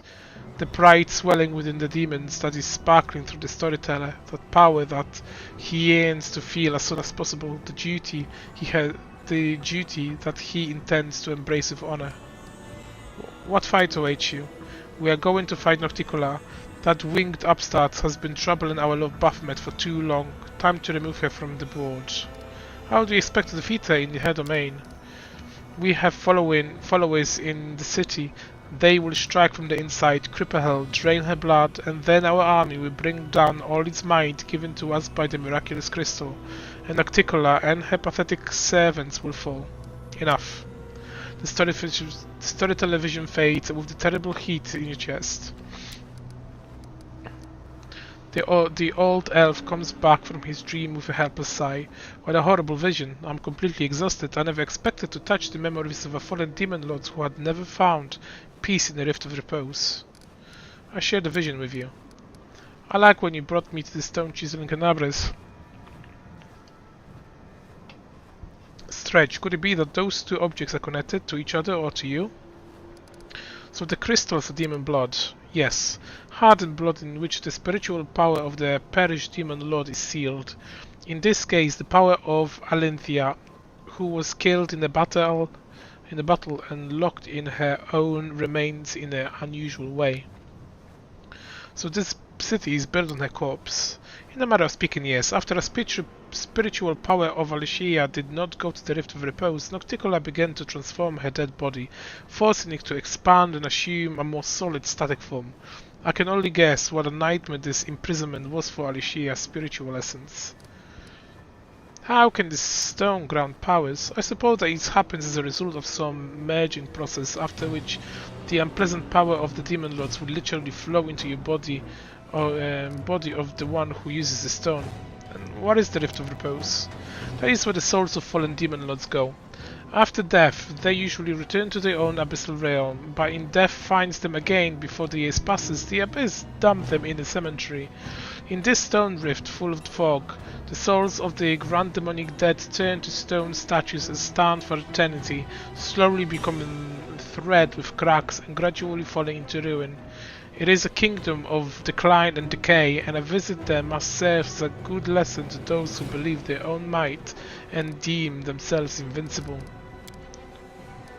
The old elf gives you a sudden jolt and says, I've had a brilliant idea. The stone knife you showed me in Canabres, do you still have it? Can I examine it again? I don't have it. Well, alas.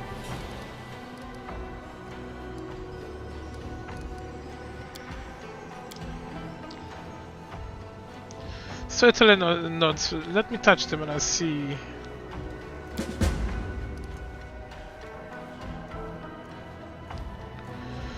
The owner of this item was so the old man touches the mangled demonic helmet as squeamish grimace appears on his face. The owner of this item was a monster in the truest sense of the word, but there was still a vicious, dark sophistication to his deeds.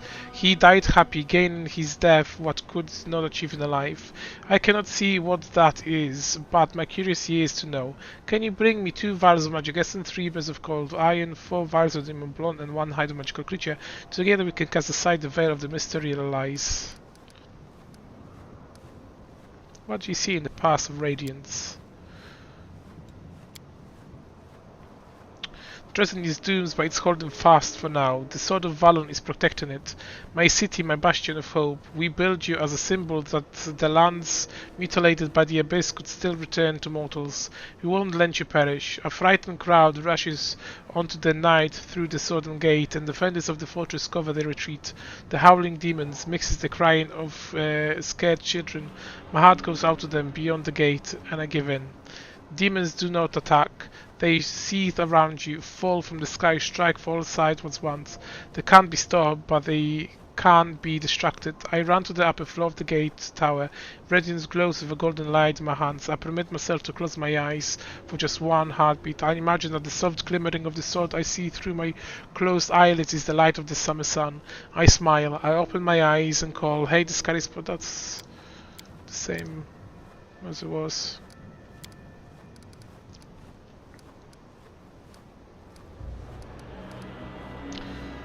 Okay, let's do helmet. Sketching arcane symbols with the hands of storyteller being to reforge the helmet. The hide turn into straps and the metal into armor places which are tempered in a mixture of demon blood and magic essence. The owner of this item was called the Shy Lily. He was a murderer. No, he was a master of the art of slaughter, a missionary of violence whose deeds were a source of delight and horror. But even his fame faded when he met a truly destructive power. Can do the boots as well.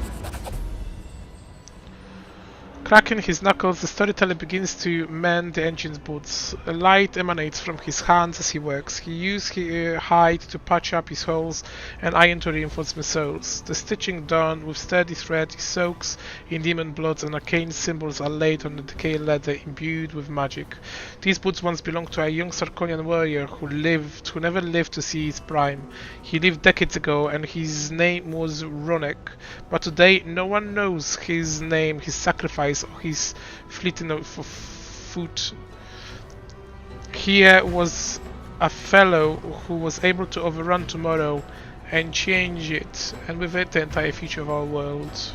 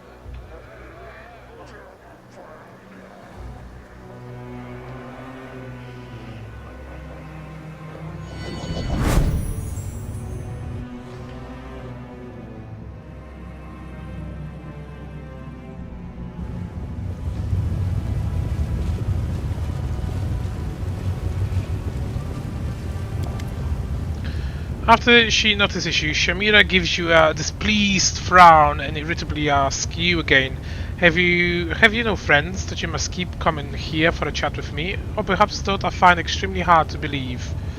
You are not completely useless, you have something interesting in me. Do you remember the former owner of this relic? This is the Shay Lily helmet. Where did you get it? Alo Volesh story of the wallflower. Along with his face, I saw it shatter with my own eyes. Why did you wish Alo Volesh to die? Shamira lips curl in contempt. That half-mortal scum dared to disrespect me. The brazen mayfly changed me. If not for Noctucular patronage, oh how I would have enjoyed killing her with my own hands. But Our Lady in Shadow loves to surround herself with unusual favourites. She toys with them for a while and then she forgets about them. Who was Shy Lily? He was a loser. For a while everyone in the city believed he was one of the deadliest fighters in the city. He used to entertain us with his hunts. He looked for the street and killed one he met. Many hunters tried to catch him, but each time the bodies ended up hanging in the sky above the city. And then the talentless Vrolikai lost the fight with Aleu Volesh. Pathetic. How did Aleu defeat such a powerful demon? She is an abomination. Shamira spits the last words.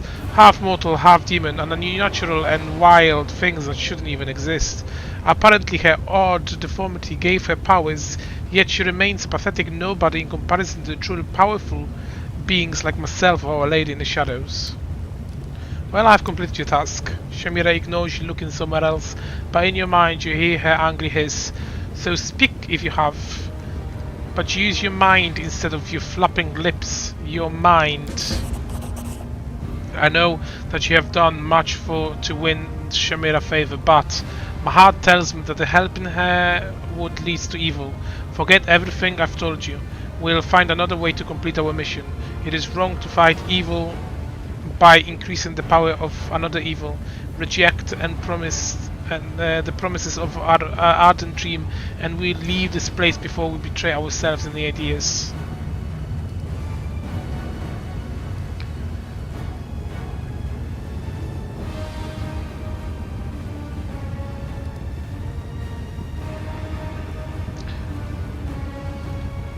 So that'll be more evil and chaotic.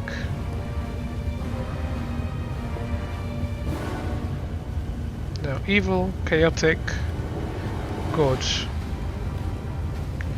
Nothing falafel. I do not save you. Shamira gives you a venomous smile and you can read your sentence in her eyes. That's right, don't save me. You are an outsider and by nocticular will, no one can lay a finger on you. But who will stop me? Shamira magic crashes over your will. And then retreats after facing the unshackable walls that represents the hardened mind of the Aeon. Reflected and multiplied many times over, the mental blow falls on Shamira, forcing her to collapse onto her throne, panting for air. You cretin, you get out of my harem now. A buzzing hum rises among the throngs of spectators who witnesses your confrontation. You hear angry curses directed at you, but they ring hollow. For the first time in centuries, Shamira has received a public dressing down, and witnessing it was a true delight for the assembled demons.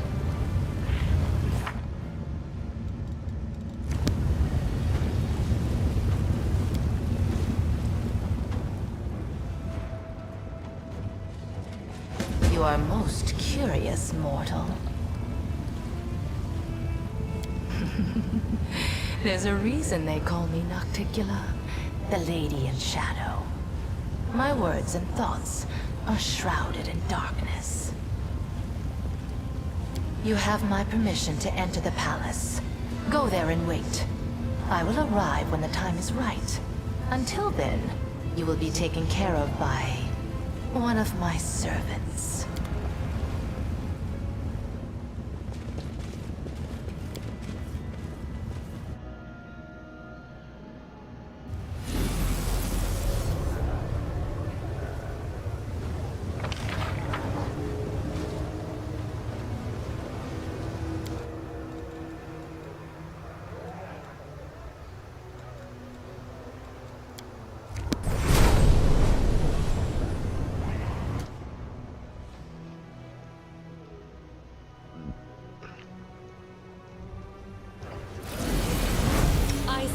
Ready.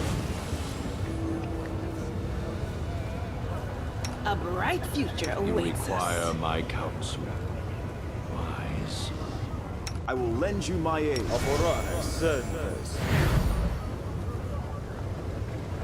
I'm all ears.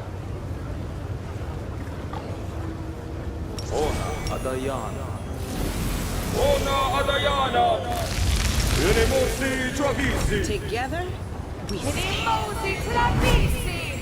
I'm always open to ideas.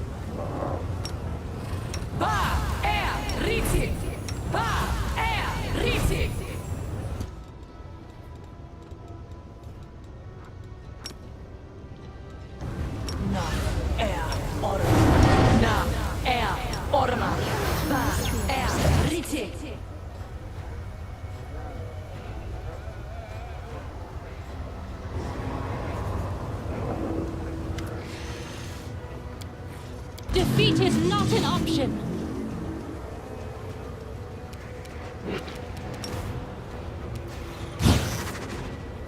Endure this!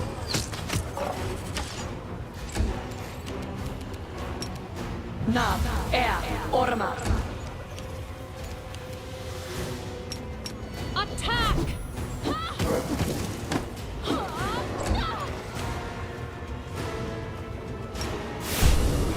Retreat is not an option!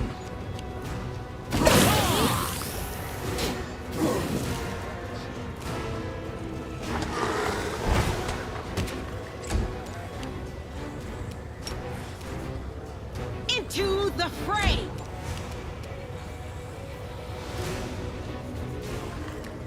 Begone, fiend! Make every strike count.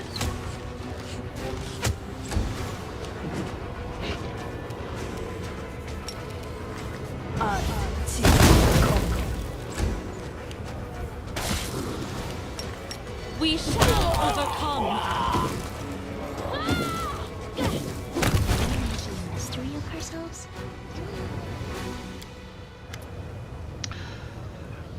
Willock Laughlin's body lies at your feet. A body mist rises from his wound. It is impossible to survive such wounds, yet you hear a voice coming from beneath the obsidian mask. Didn't I tell you I am immortal? You have killed this body, but I'm still here, right in front of you. The mask grins and winks at you. It looks like an ordinary mask, but it isn't really. Let's conduct an experiment. Nero carefully examines the mask on the face of the dead demon. Smells of decomposing flesh quite specific. Tastes like rotten meat. Oh, what are you doing, stupid creature? Take your tongue out of my eye socket immediately. Nino wipes her mouth with a hand. Here's my verdict. This is an ordinary mask that contains an evil spirit with a tendency to mentally subdue any person who wears it. The experiment is conducted. Thank you for your attention, everyone. So it was you've been talking to all the time. I am the first champion of the Battle Bliss, the greatest warrior and necromancer, Wirlog. No one could say how many victories I won because they stopped keeping count. I was belligerent and bloodthirsty, and my gifts impressed death herself. So when my luck turned away from me and my life was bleeding out into the arena, death gave me a gift. She placed my spirit in the mask. So under different names, I have claimed the championship title again and again. The way I see it, you are not the hero you picture yourself as. You just a coward who was afraid to die. So is this your body? Of course not. My mortal remains have long gone since turned to dust in black sludge. This body once belonged to one of my followers. A couple of decades ago, a gladiator wearing my mask perished, and I took his body. My magic has kept the flesh in good condition all these years. Sadly, you've destroyed his body beyond repair now. I must find a new vessel.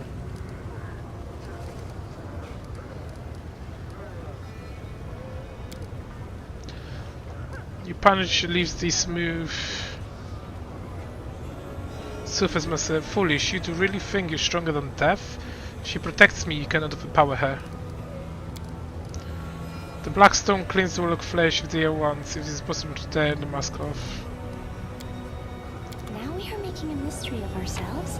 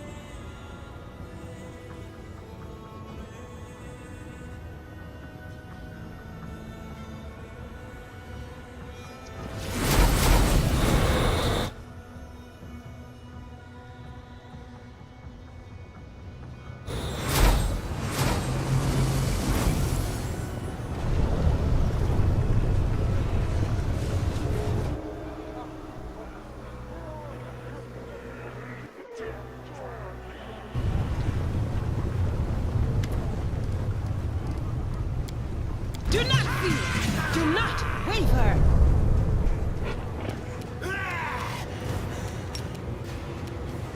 Na, Aeon, Orma.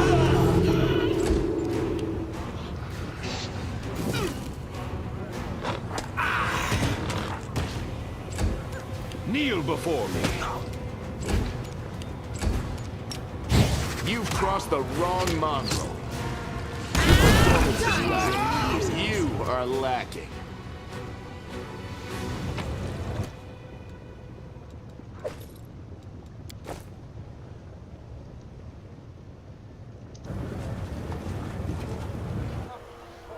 Destroy for XP and for some money all the evildoers before we leave.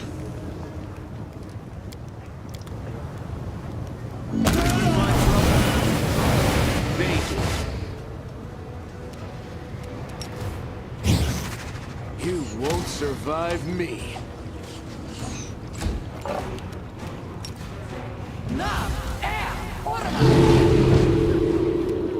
Nice. Fucking love the spell.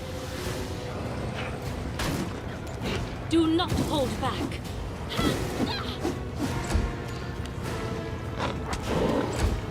This one's mine. The light! Take you!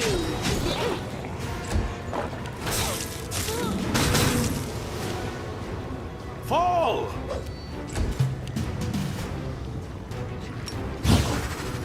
Endure this!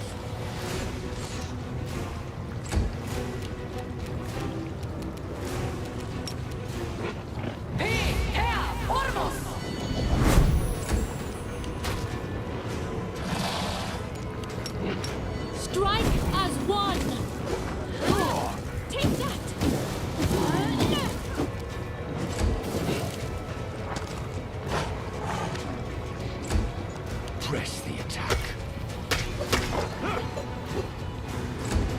The Inheritor, guide my blade! The mystery of ourselves.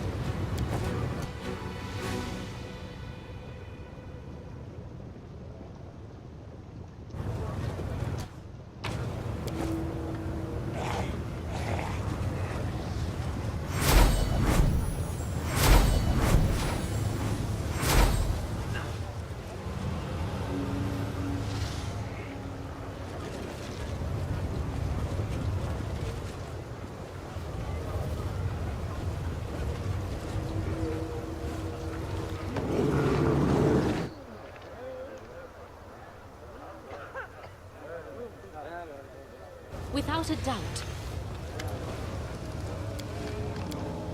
We will prevail.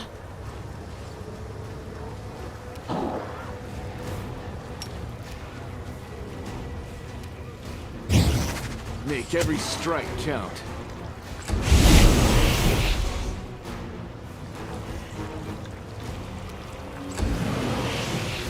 Attack!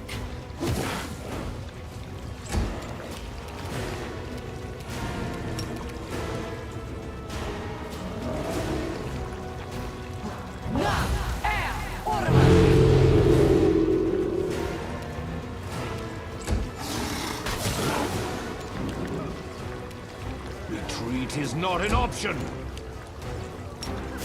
Into the fray!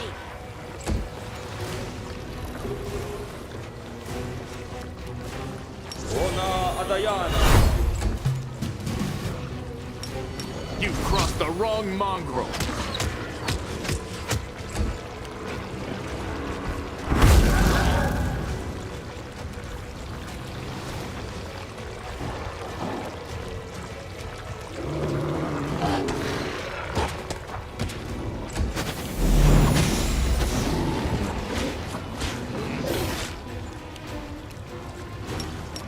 We shall overcome.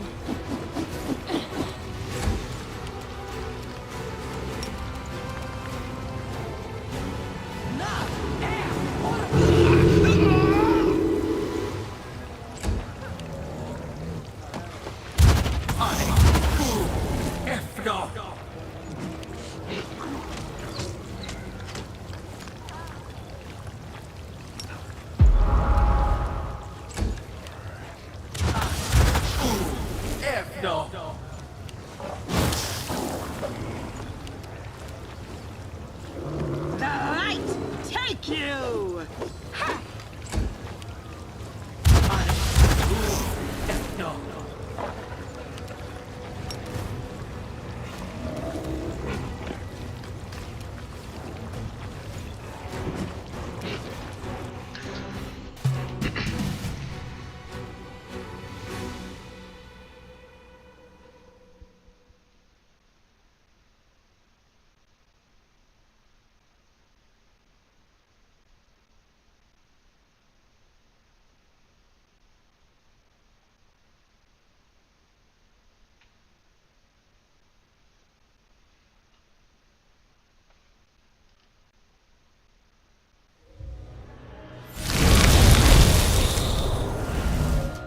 The goddess protects us. Meditate on your mistakes. Johnny Savitur! Johnny Savitur! Johnny Savitur! Johnny Savitur! Johnny Savitur!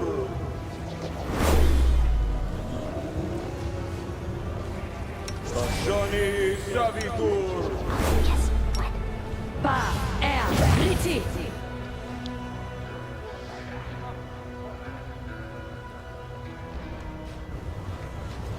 I stand ready.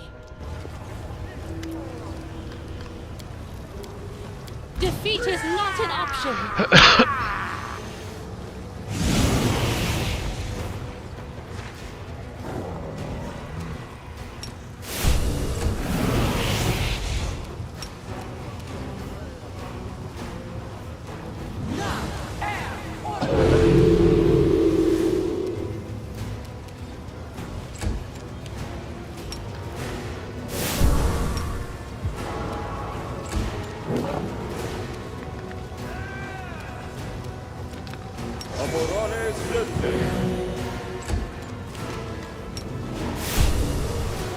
The Inheritor, guide my blade.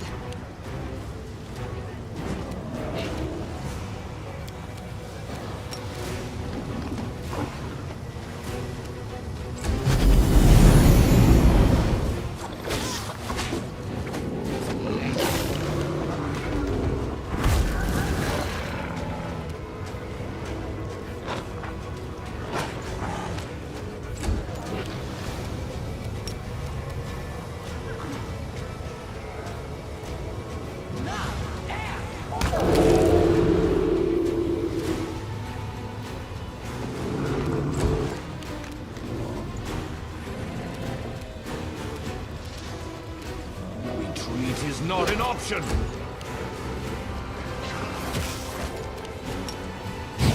You've crossed the wrong mongrel.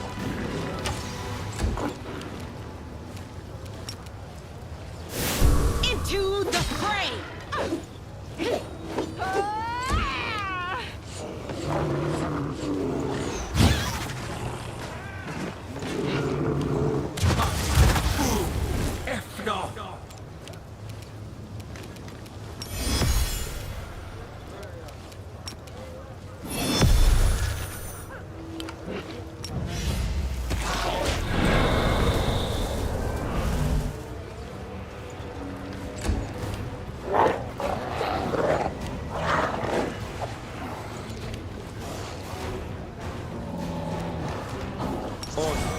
Aeon.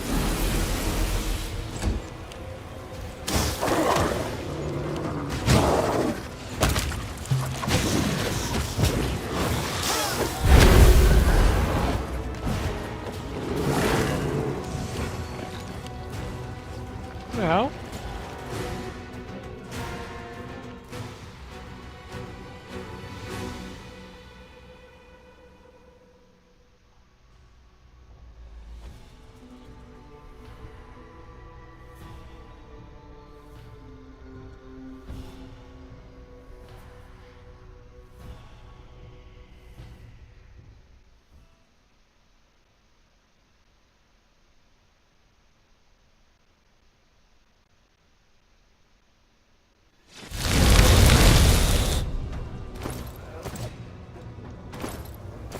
Let us not hesitate. Amranda grata. Lord Amranda grata. Ona Adayana. Together, Amranda grata. You require my counsel? Wise. Search for the beauty with your heart, not your eyes. Amoran Sentes. Amranda grati.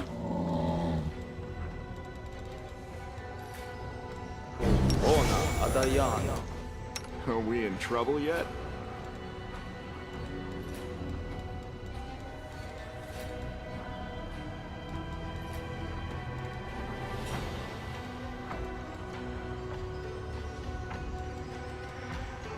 Amranda Gratio. Are we ready to move out?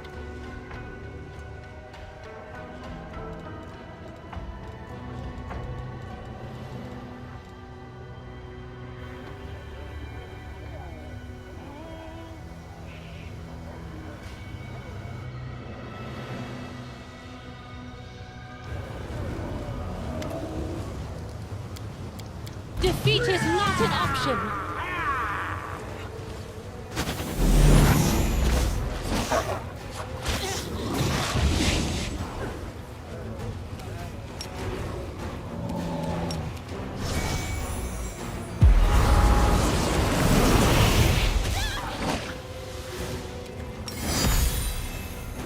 Attack!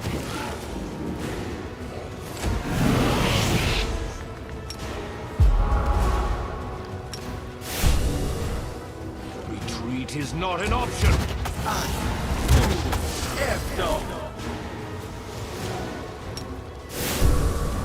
the Inheritor, guide my blade.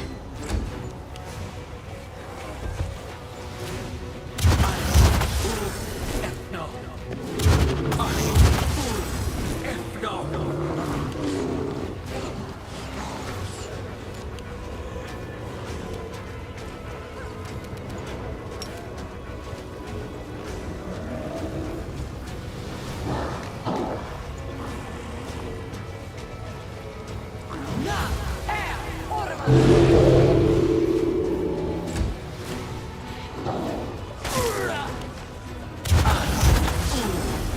No.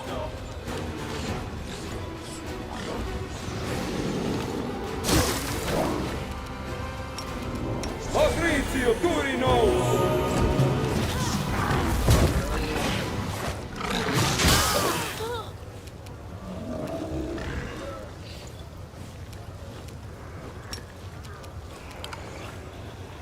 You've crossed the wrong mongrel.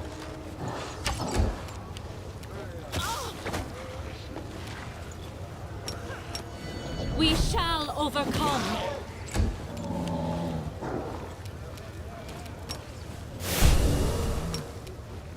Kneel before me.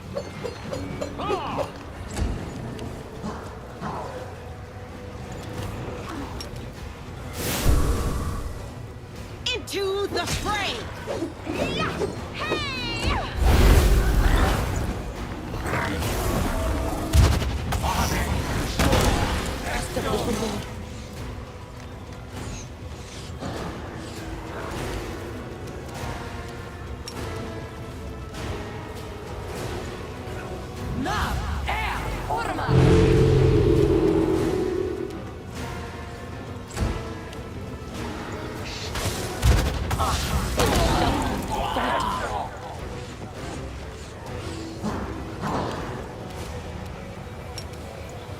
Patrizio Turino!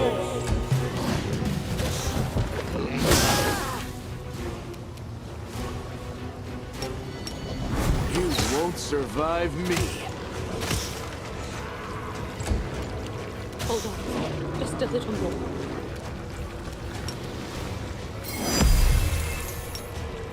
Do not hold back.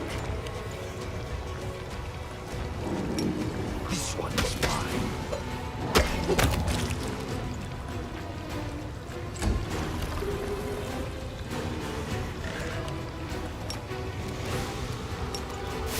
The light! Take you!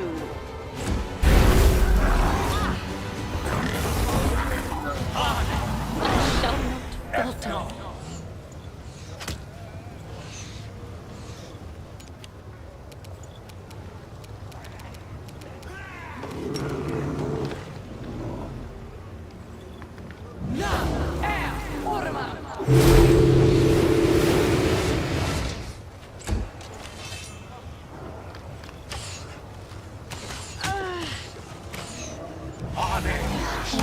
Additional is irrational.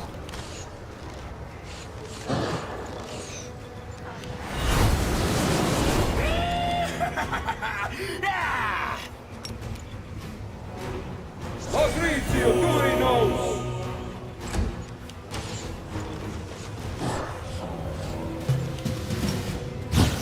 Endure this!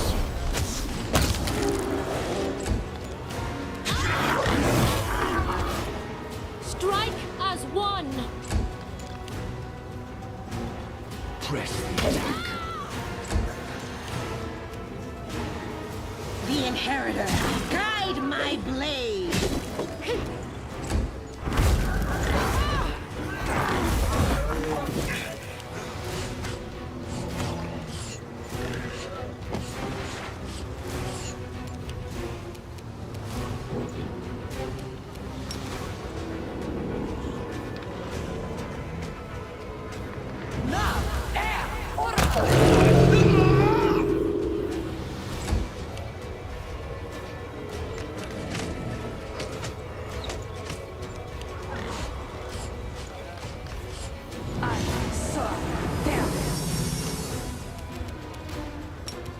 Patrizio Turino!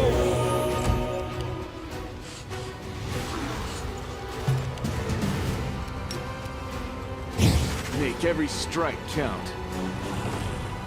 You've crossed the wrong mongrel.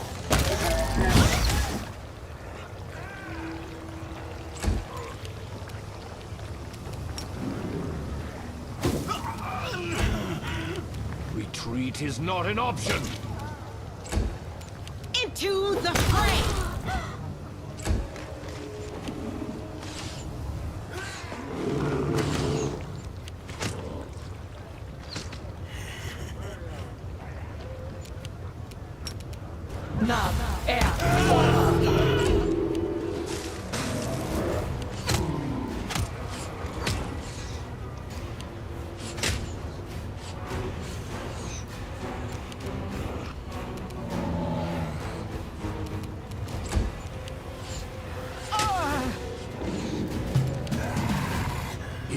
won't survive me.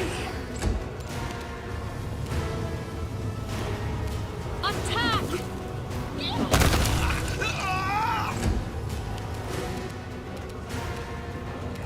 Kneel before me. No glory without risk!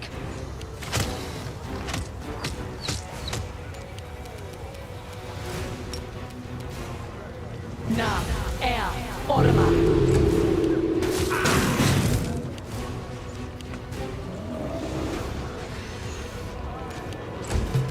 Endure this!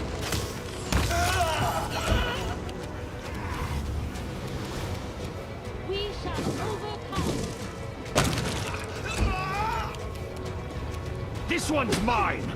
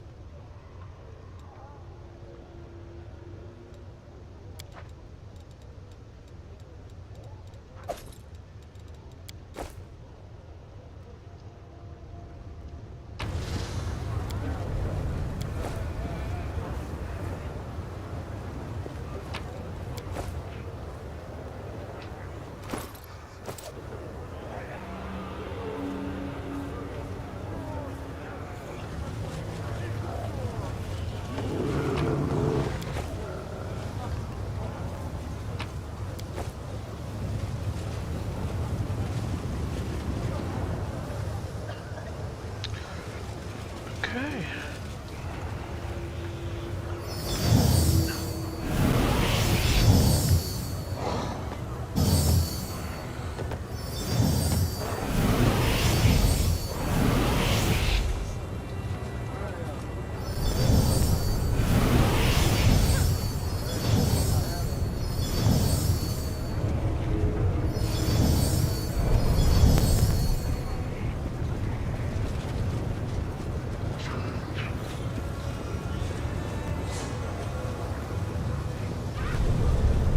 We march ahead.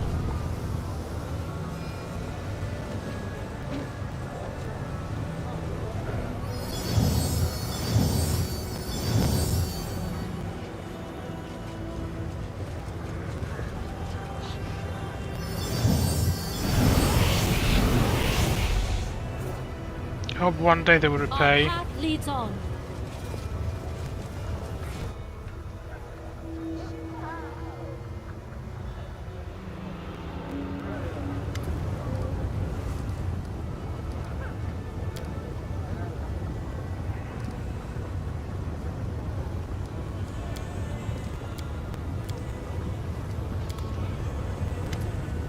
Attacke.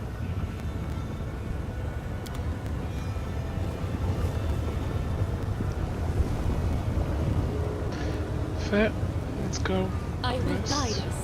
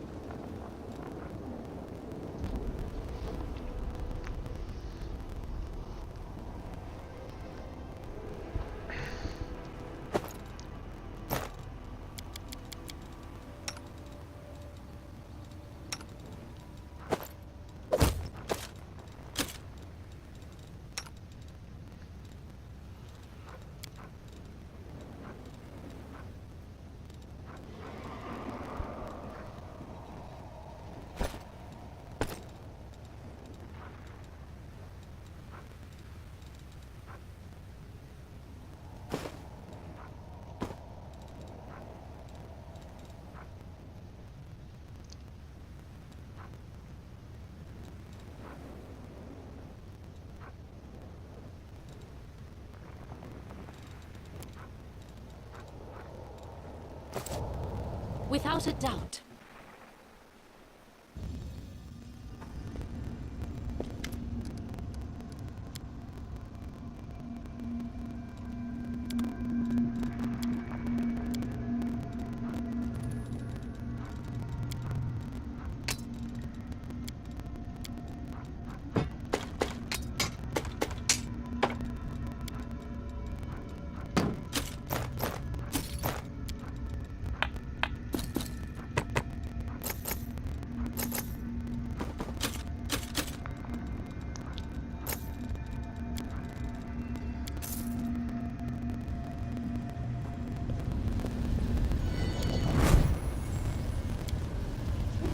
I cannot express how delighted I was to hear that the succubus Arushale was once again behind bars. But now I see she has been freed. No, she's still trapped in a dungeon of her own evil and pain. The commander released her from a stone cell. Maybe with help, she can be freed from the prison in her mind, too.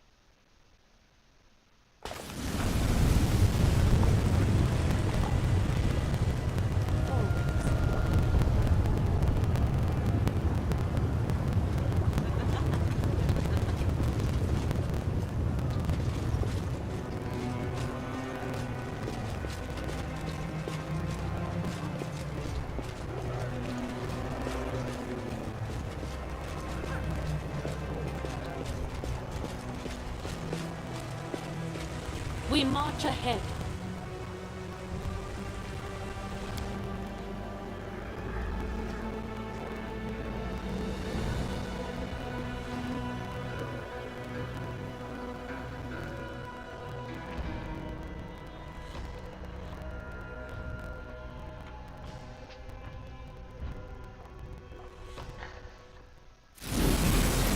I will see this through. Let me help. Unimosi travisi. Unimosi travisi. Trust in yourself.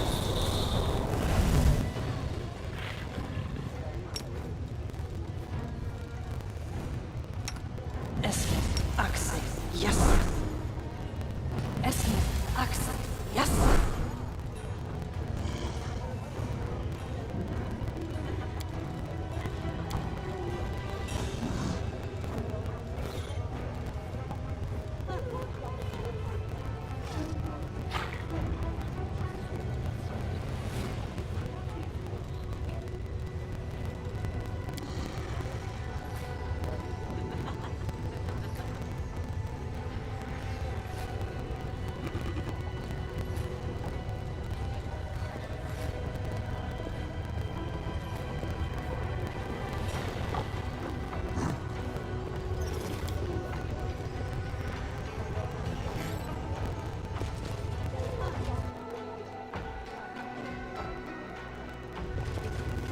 Call me again if you need to.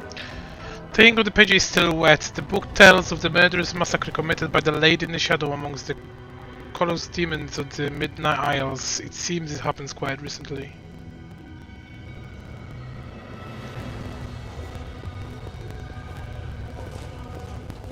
Oh, well, that happened.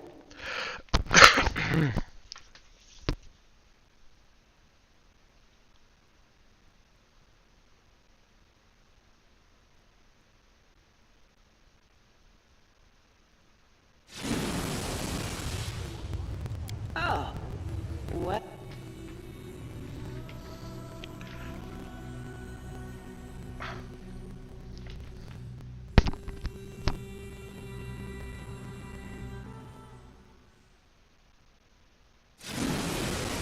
Call me again if you need to.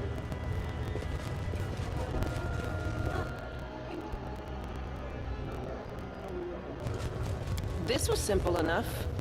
The Lady Shadow Library is called the Vault of Graves. It contains the biography of everyone whose life the Article has ever taken and their victims.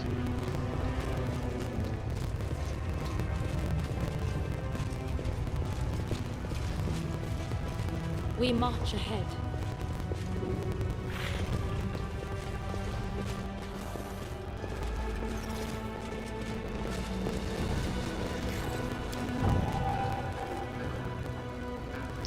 I should know, my dear addressee, given the scope of the plans, time is a relevant concept, and in the abyss I can be even more unreliable.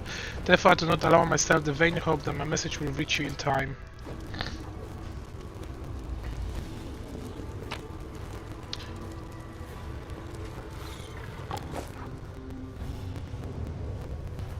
That is quite a discovery.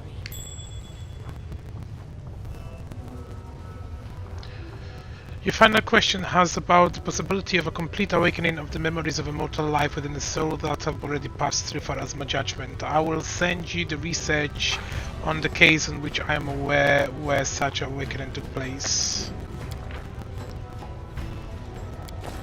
Greeting colleagues, I thank you for the selection of materials that arrive along with your last letter. Unfortunately, I am unable to produce even the simplest specialized study at present, as Golarian's libraries are out of my reach. Despite the fact that this list is quite extensive, my conclusion is that all such records are the rarest exceptions to the rule, and which the absolute majority of souls on occurrence such as this cannot happen. Oddly enough, it's currently easier for me to receive the necessary articles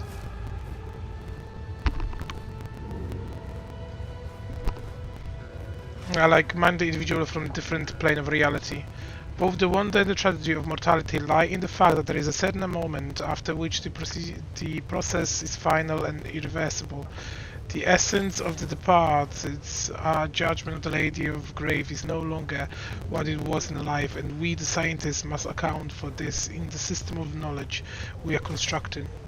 In our last letter, we went over the matter of resurrecting those who stepped into the murky waters of the River of the Souls. Evidence showed that those who have appeared before Pharasma judgment and learned of the fate in the afterlife do not answer calls from the world of the living. They cannot be retrieved by any means. But is that really true?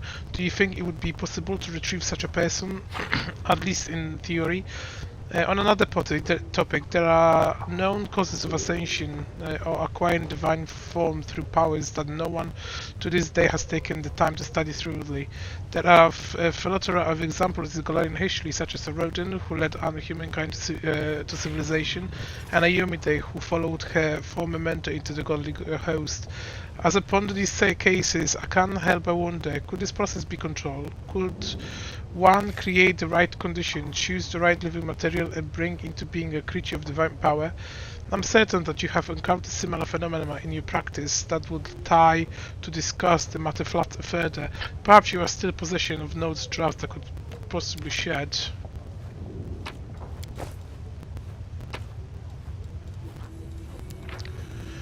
I could probably be shown to your head. Your interest in the creation of demi-planes is understandable. Any individual who has reached a certain level of power seek for themselves to save heaven, a peaceful place for study and rest. This is why I place a high hopes in your prudence. Remember that any demi-plane is but a shard, one of the true planes that typically remain under the watchful eye of the power that be. As such, I do hope that you haven't included the waft of any of the powers that hold sway over the fringe you're subjugated. As for stabilization, alas, there isn't much you can do once the fragmentation and consolidation have been completed. Nonetheless, I have no doubt that you've given enough consideration to such important matters and ensure that your creation will be safe for you and your servants, unless, of course, you are preparing an elaborate trap.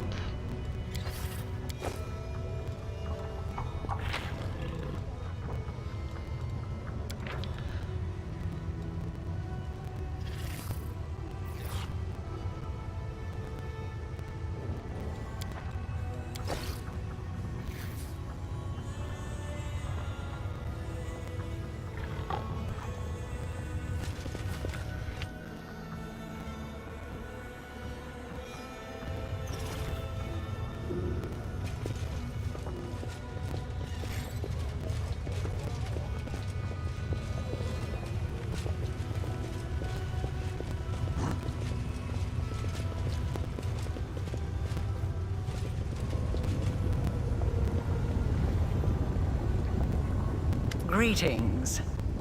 Greetings, Commander.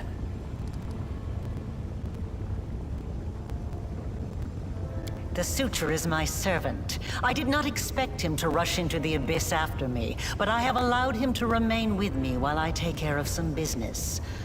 However, you asked what I am doing here. I bring answers. You have walked a long path. One where shadows constantly flicker at the edge of your vision, and questions multiply like flies above carrion. It is time for answers. At least, some of them.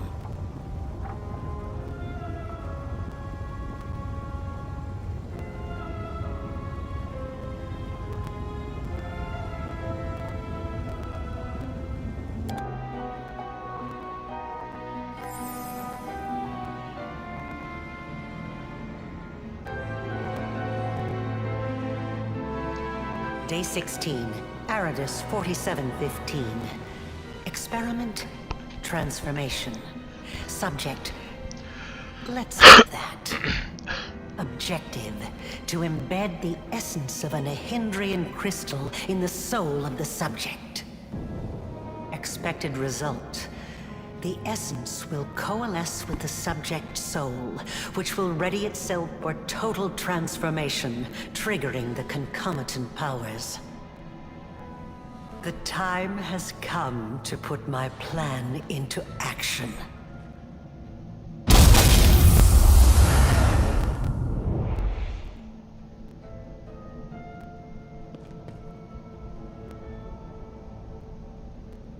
You are my creation. Your power was my gift. Now you know. You are asking the right questions, but the time has not yet come. Ah, such special memories. Remember the laboratory, do you? I told you back then. Go on, look around. See all the ones Lydia really worked on. Here with us is definitely the place for you. Your power is of the same kind as that of Nulkineth, Jeribeth, and the other demons that you have met. The power of the Nehindrian crystal dissolved into the blood lies within your soul. I have already hinted at this to you once before, when I left the essence along with the lexicon of paradox in my old laboratory, and ordered the Suture to make sure the gift found its way into your hands. But there is more. Do you remember when you were taken to Canobris with a wound that would not heal? Do you remember how Terendelev apparently healed you? That was merely an illusion. The dragon was only able to temporarily dull the pain. In fact, it was I who saved you, when I came to you in the caves and implanted a crystal within you. No, saved is not the right word. Your wound is still not healed. That is why your wound weeps blood from time to time, every drop of which burns your enemies. As if to confirm her wound, blood begins to steep from the wound on your chest. Eerie flame seems to dance within the crimson drop.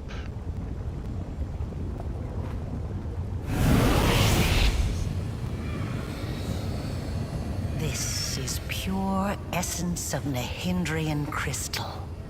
My invention is far superior to the crystals used by Xanther, which were barely refined at all.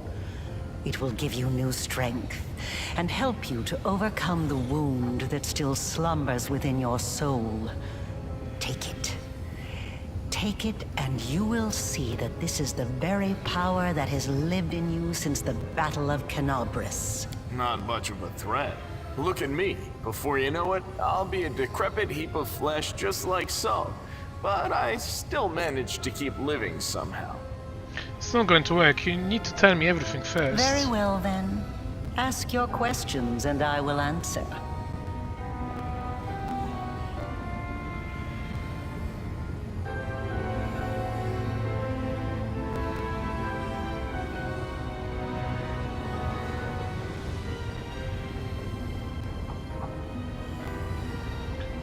What is this wound in my soul? How dangerous is it? It was my mistake.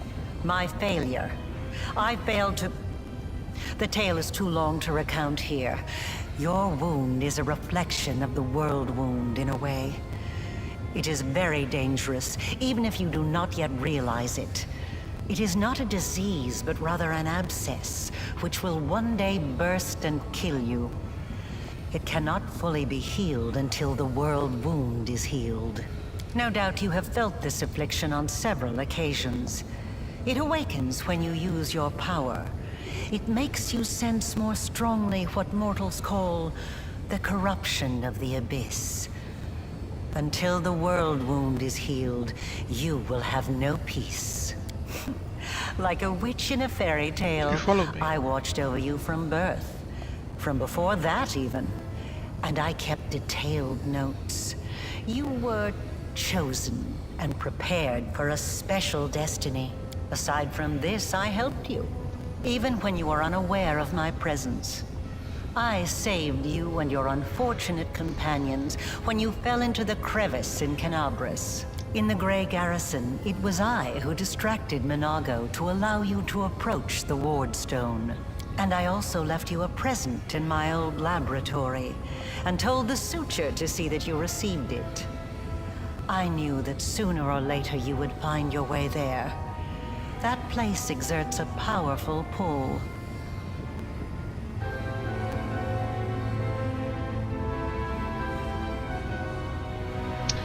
As it turns out, you heading to thwart the plans of your master Baphomet and the Scary. They are not my masters, they are a resource. So was that the whole ploy of the laboratory necessary? You were ready to sacrifice yourself and the Suture for it? You always have to sacrifice something. I wanted you to go to the laboratory to see with your own eyes what I had been doing and what I am capable of, so it would be easier for you to accept the truth. The laboratory is the place where I prepared your ascent. And the Suture was the only one who I could trust to execute my plan and explain everything. After all, he too once experienced rebirth at my hands. And that is why I was willing to risk his life. Look at that, I actually provoke our reactions. That's the second time your expression has changed when I've mentioned Suture. Now I know the Architect of the Wound is capable of feeling remorse, if only when she sends her drenched minion on a deadly mission. I see I am not the only one making observations and drawing conclusions. You are analyzing me. That is commendable. Nahindrian crystals are formed from the solidified blood of demon lords. Their properties are not well known, even among the inhabitants of the Abyss. And there are reasons for this. Acquiring the blood of a dead demon lord is very difficult. After a demon lord dies, their body is instantly absorbed into the Rift of Repose. Only the Lady in Shadow knows how to kill them in a way that allows her to preserve the bodies of her fellow lords and transform them into a solid state. That means that Nahindrian crystals cannot be obtained anywhere other than the Midnight Isles. Or rather, it was impossible until recently, when I managed to experimentally obtain a crystal from the blood of a still living lord. You saw the result. A dagger made from Discari's freshly shed blood, which I left for you in Canabris. As regards the use of the crystals, that is a discussion that would take time. A very long time. Someday I will finish my groundbreaking treatise on the transformation of Nahindrian crystals, although it is unlikely I will ever publish it. So you figured out how to use the crystal to imbue the living creature with power? Not just any creatures. Demons. And half-demons. The soul must have a stable connection with the Abyss in order for it to receive the power of the crystal. Experiments involving tieflings and mongrels failed because the voice of the Abyss was not strong enough within them. Valuable information. The Order will be interested to learn this. Your soul. I changed myself by knitting my soul together with the essence of the Abyss. And I changed you. Do you remember the fits of rage that began shortly after Discari's attack on Canabris? This is how the second half of your soul manifested itself. Not yet fully aware. Not yet awakened. It's a pity you did not choose to let your demonic nature take hold. The result would have been most impressive.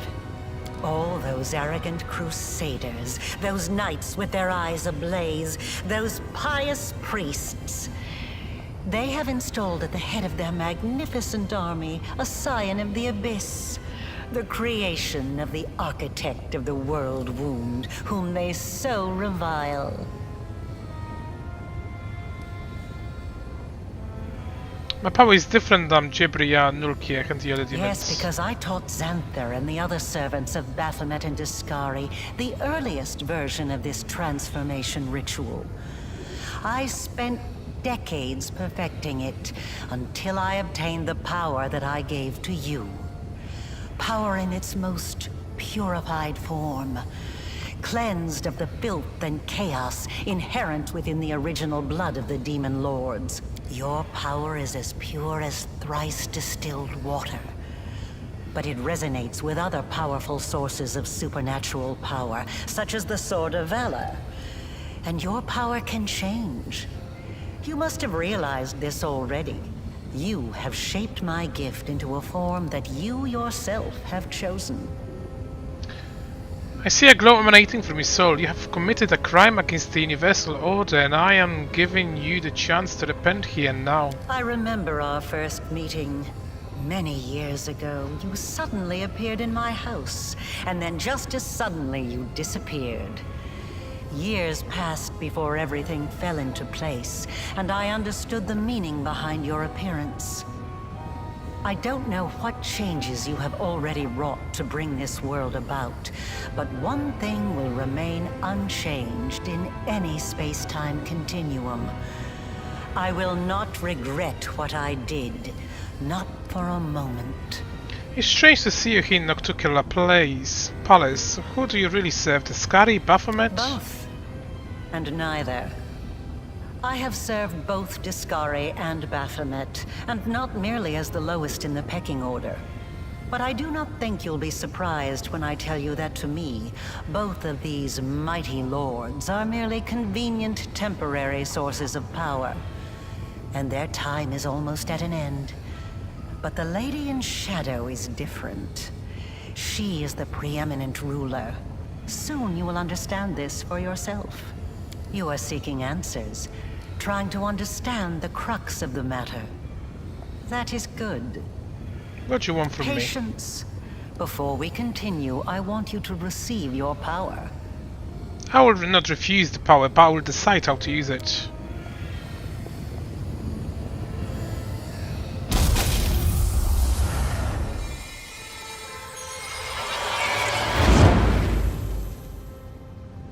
You touch the essence and the power so familiar and clear flows through you like a river. The power that courses through you is immense. The wound of your chest closes up as if you had never existed. Now you know. You truly know.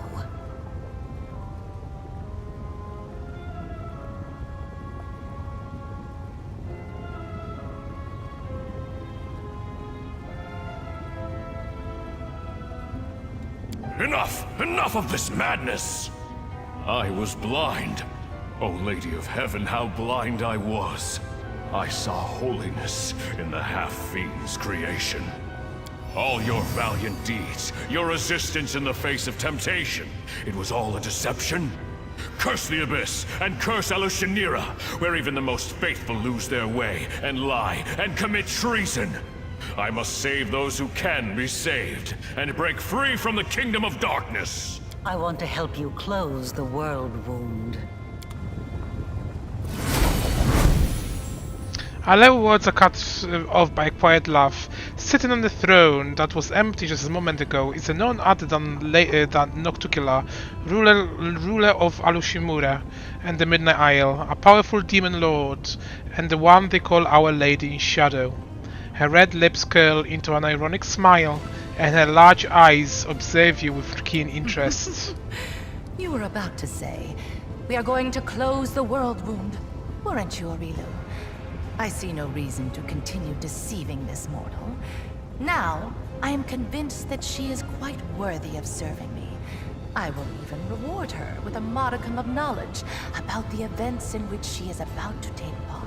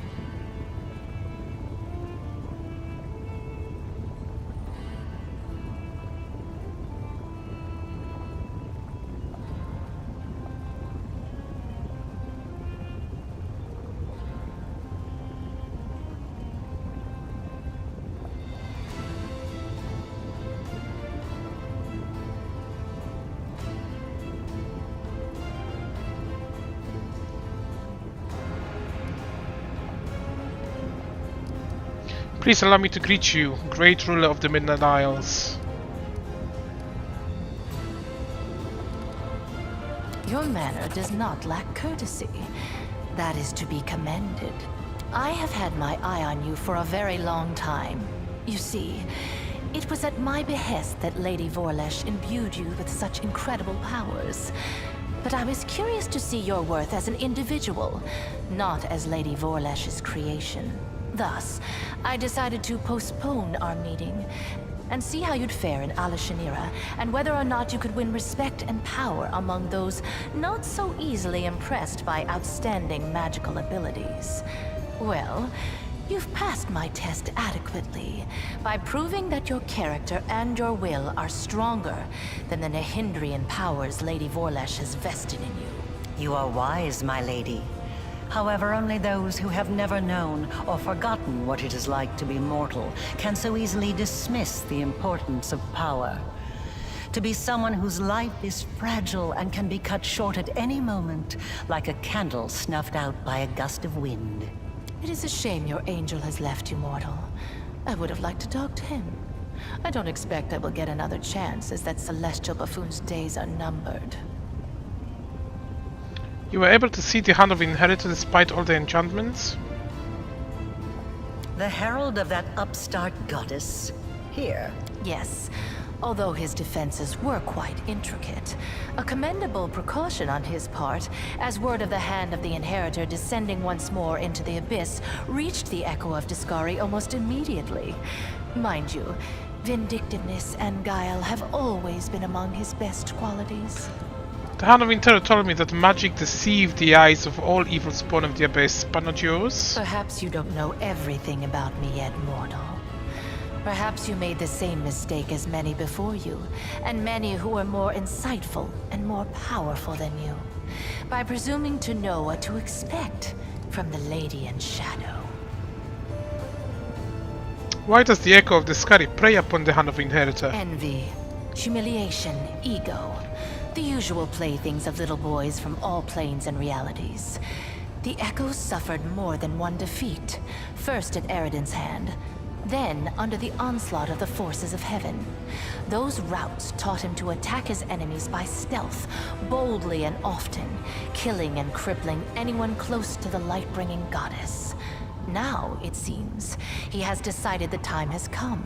The Herald of Iomade himself is in the Abyss alone, without a retinue of lesser angels. Tell me about him. He is a strange creature. A bespoke creation, so to speak.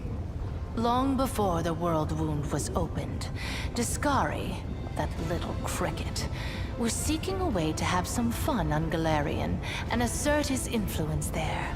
One day, he decided to gather a few strong mortal followers, fuse them together into one being, and pump that being full of his own power, in the belief that something worthwhile would come of it.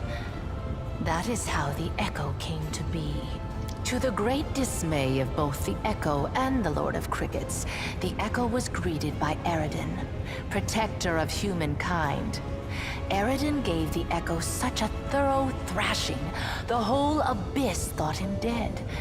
And yet he was not. Cricket, the younger, is alive and well, though I cannot say the same for Eridan. But the Echo remembers his humiliation still. He hates anything and everything related to Eridan, especially his inheritor, Iomade. Her heralds, her priests, her temples. He would hate Iomade's pet pug, if she had one. He's an interesting little bird, that angel. Before he became the Herald of Iomade, he served Regathiel, the General of Vengeance. I've always found the fate of that Imperial Lord to be quite fascinating. Did you know that the father of the Upper Plains' top military leader was a devil from hell? Regathiel had to achieve many feats to redeem his unholy legacy in the eyes of the other Imperial Lords. But he did. A remarkable tale, is it not? Your conversation is interrupted by a concerned-looking succubus who silently approaches Nocticula and then begins feverishly whispering into her ear. Nocticula's expression turns hard and cold. As Nocticula ponders the new development, the messenger makes eyes at you playfully. You recognize those green eyes, except they were awash with pain when you last saw them, their owner bleeding out of the caverns of the Nexus. The succubus smiles slyly and gives you a wink. Another island, another loss. Enough! I warned them that I would not stand for the desolation of my realm. They have not heeded me, and they will regret it. Go to your sisters, and tell them to prepare. The green-eyed succubus, I know her. Yes. You've already met Laulia, my talented assistant. I've heard she was very convincing at acting out her tragic death in the minds of the Nexus. As you can see, I've been watching you since your very first moments in the Abyss. And even a little earlier. I value servants such as Laulia. She stayed in character, even when you had decided to finish her off. Your merciful decision has left a lovely scar on her beautiful body. I have prepared a beautiful intrigue that will topple many of your enemies and seal the world wound forever, ending the threat to Galarian. And you have the chance to become part of that intrigue. Before we do that, my companion Ember would like to speak with you. Ember? So that's her then? Well, approach. I have heard you bleating your pathetic prayers at me. You have some nerve addressing me with such nonsense. Did you think I would simply repent? Renounce my status as a demon lord? Do you have any idea what I had to do to acquire it? Wait, what is this? Tears are rolling down Ember's cheeks as she sniffs noiselessly. She presses her maimed hands against her heart and she stares at Nocticola. Her fragile form shudders from weeping. Aleo wrinkles her nose in disdain. Why had you brought this simpleton here? This is Arishiria, not Neriosin. We don't give alms here. I can't stand these noises. Do you think you're the first to try to move me with a display of tears? It only makes me angry. If you wish to speak, then wipe your nose and speak clearly. I know what you had to do to others and to yourself. I'm so sorry. So sorry. If only I could ease your pain somehow. Calm your sorrows. You should hear her out. In my realm, I decide to whom I should listen and whom I should hang. Be quiet. You wanted me to hear the girl out. Then let her babble on until I tire of her. So, where were we? My pain? My sorrows? What nonsense are you talking? Don't tell me you pity me. I'm so sorry. You're the most miserable soul I've ever seen. I've seen people burned alive. People being devoured by monsters. People burying their children. They were in pain. So much pain. But I've never seen anyone in as much pain as you. What is this saccharine drivel? What do you even know of me, Nat? I've seen your city. You were the one who built it. It is the way you wanted it to be. It holds all of your dreams, all of your heart, and everyone in this city is suffering. Everywhere, all the time, every minute. All who live here are hurting and scared. If these are its citizens, how miserable must its ruler feel? And this is what you brought her to me for. You think this infantile sniveling is worthy of my attention? I doubt you'll be able to understand her message. You are a demon, of course. Speeches about goodness make no sense to you. I am first and foremost myself. All who told me who I should be came to regret it. Leave it to windbag scholars to waffle on about how evil is unable to fathom the path of good. I may be a demon lord, but I understand perfectly well what goodness is. I understand it, and I despise it.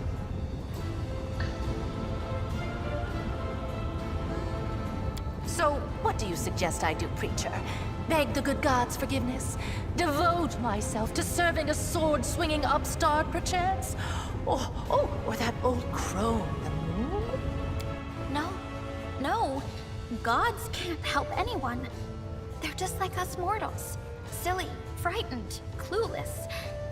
You're almost goddess yourself. You know better than anyone that no one can save you. No one except you. Save me? From what exactly? From yourself. From what you've done to yourself. From the city you've imprisoned yourself in. Listen! You are a queen, but you're the queen of pain and filth. Your realm is a realm of your own suffering. You're almost goddess. You can do anything you want. So why won't you make yourself happy?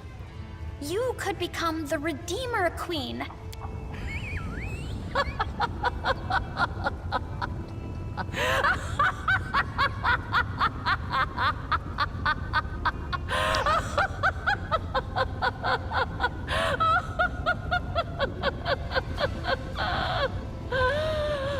Oh, the Redeemer Queen! That's new. Never in all my years have I heard anything like that. Well, child, enough joking. Get out of my sight, or I'm afraid I might decide to keep you here forever as my fool. Do you think she took my words to heart?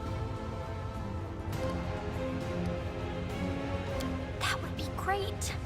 I told you to get out! I don't want to hear your squeaky voice again! Did Aleo really created me? She has certainly had a hand in your present state of existence. Lady Volesh designed the World Wound, a magical phenomenon of unfathomable power. To seal it, we required a key that was just as strong and unique. Simply put, we required a champion, and she chose you. Both your powers and that wound on your chest were the results of her experiments when she infused your soul with the essence of the Abyss. Of course, you remember none of that. Everything was done in secret. Even the power granted to you was purified to the extent that it was possible so that you would not guess its sorts ahead of time. In trial after trial, we watched your will be tempered, and when the time came, we started filling you with the energies of the Hadrian crystal. These energies are necessary for the task at hand. Everything that's happened to you was part of my intrigue. I was going to summon you and reveal the truth when the time was right.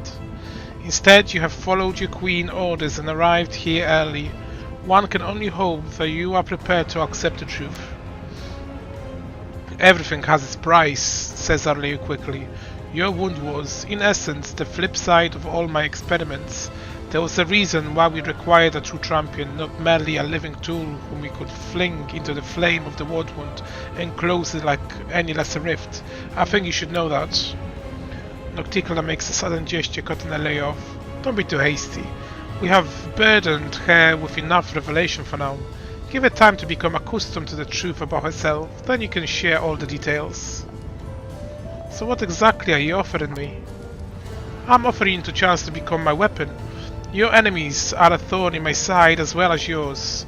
Once more, I have never schemed against Golarion, nor have my warriors taken part in the conquest of your plane. At least not at my behest. There is no cause for enmity between us.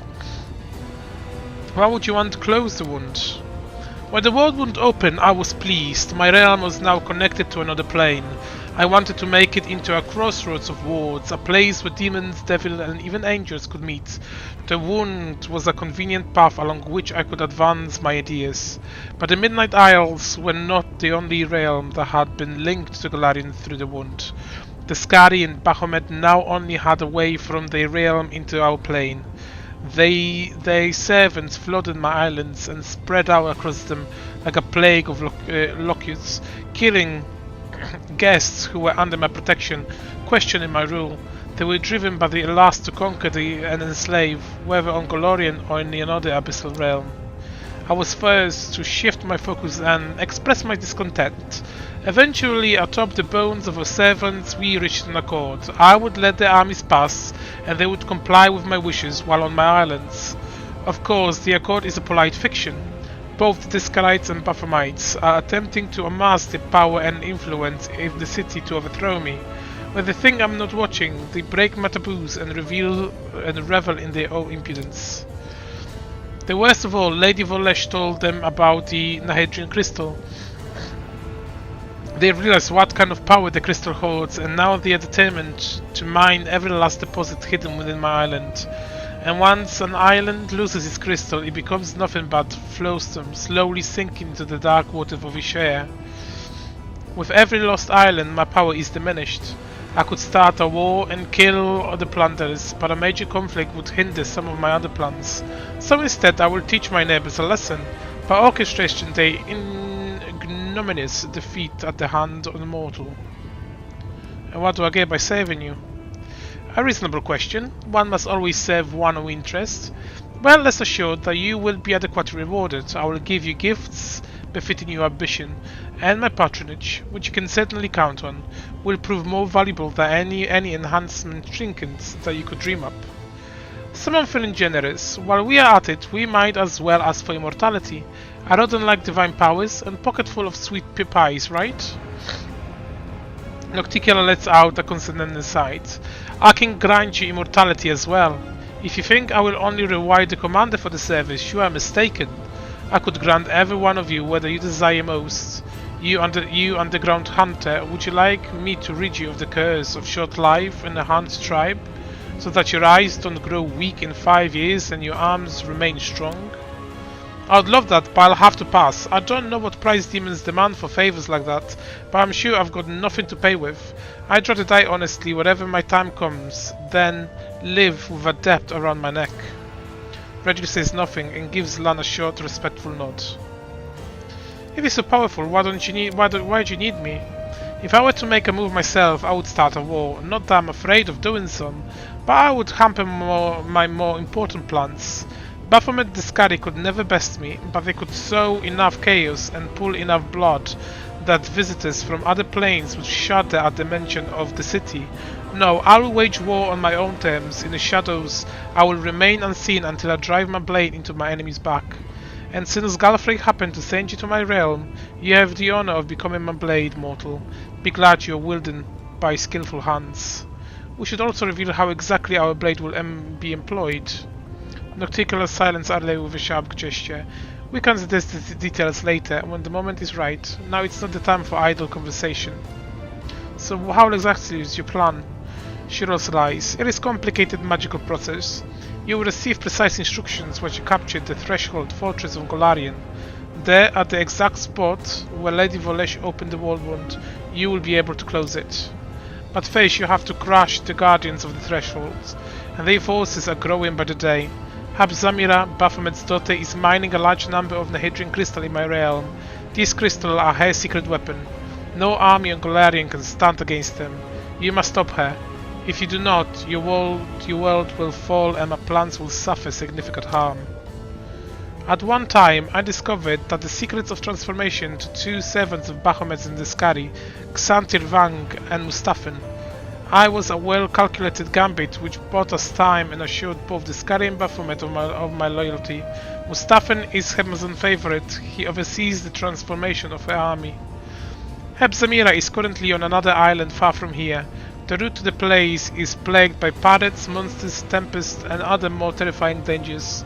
Have you heard of the living bubbles of frozen times that swallow airships?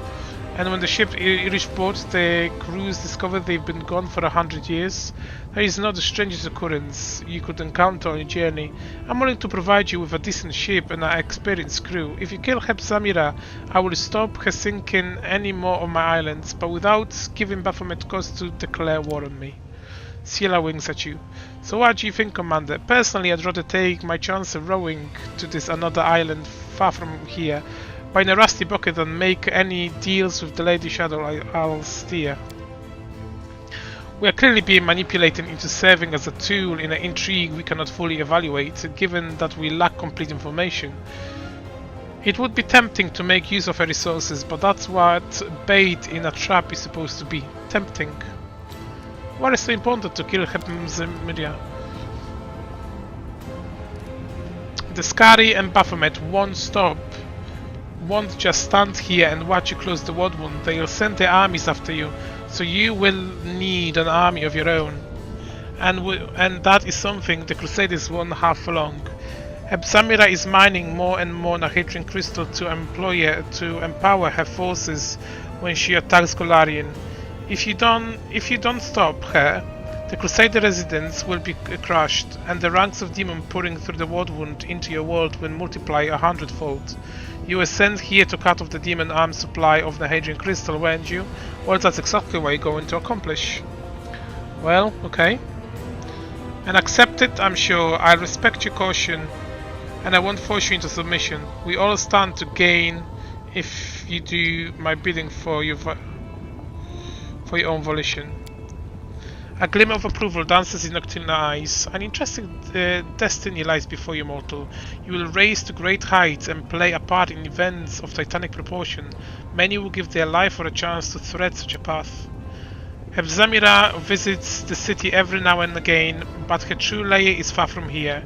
She hides on the island of Colifer, the northern west of the archipelago. There lies her secret fortress. In the deep mines, her slaves dig Nahedrian crystal for the invading army she plans to bring to Golarion. I will give you a magnificent airship and an experienced crew to take it there. It will be a long and perilous journey. Take some time to prepare. Well, I wish to inform you of treason to begin with. Noctical looks quite amused. Is that so? Who is it you've decided to inform on? And more importantly, how did you learn of these traitors and how credible are this accusation? Shamira is researching the Hadrian crystal in secret. Perhaps she's planning to overthrow you.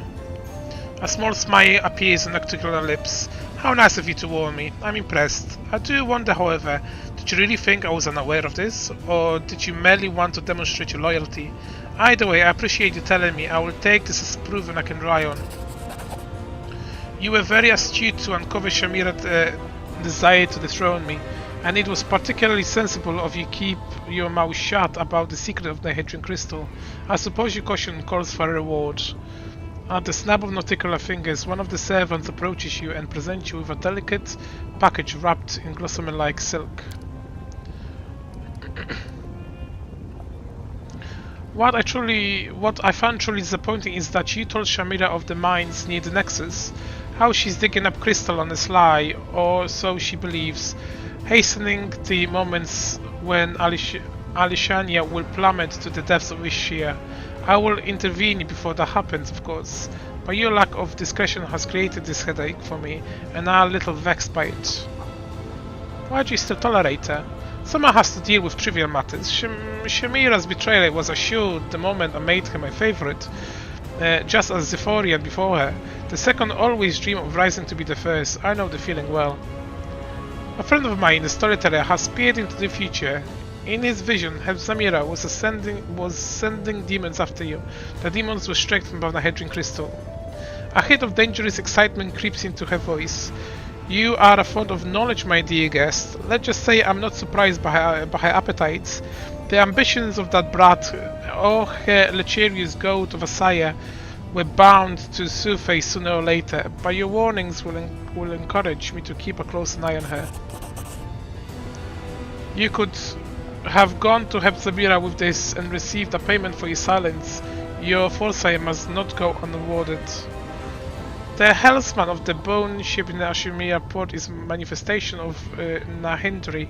He is looking for Nahindri's greatest treasure, whatever that is. I have had my eye on the ship for a while now, and you've joined his hand for no other reason than to tell me about it, I'm sure, Nocticular chuckles. Still, you've made the right choice. Keep working for the parody of Nahindri. I'll find you when you search near its conclusion. Your soul is surrounded by luminescence. What laws of the abyss have you broken? Nocticular arches a thin eyebrow. You think you can interrogate me in my own city? Brave but foolish. There are some in the city who must be condemned for breaking the laws of the abyss, as well as the cosmic order. You must judge them. You don't say.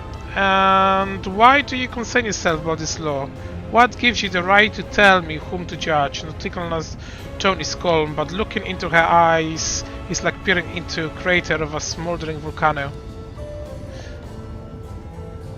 I am an Aeon. Look into my eyes and you'll understand. You stare into Nocticular eyes, your gaze is clashing like steel meeting steel. She is silent, but you know what she sees in the endless depths of the cosmos behind your eyes. Vivid nebula clouds, the tails of meteors striking past, and stars hanging in nothingness. Nocticular blinks as if awakened from a dream and briefly brings her fingertips to her temple. Well, Aeon, there are times when even the ruler of the city is in need of entertainment. I have never obeyed any laws or rules before, but why not try now? Let's have a trial. I love to see the Aeon try to establish order among chaos. Okay, I'm ready.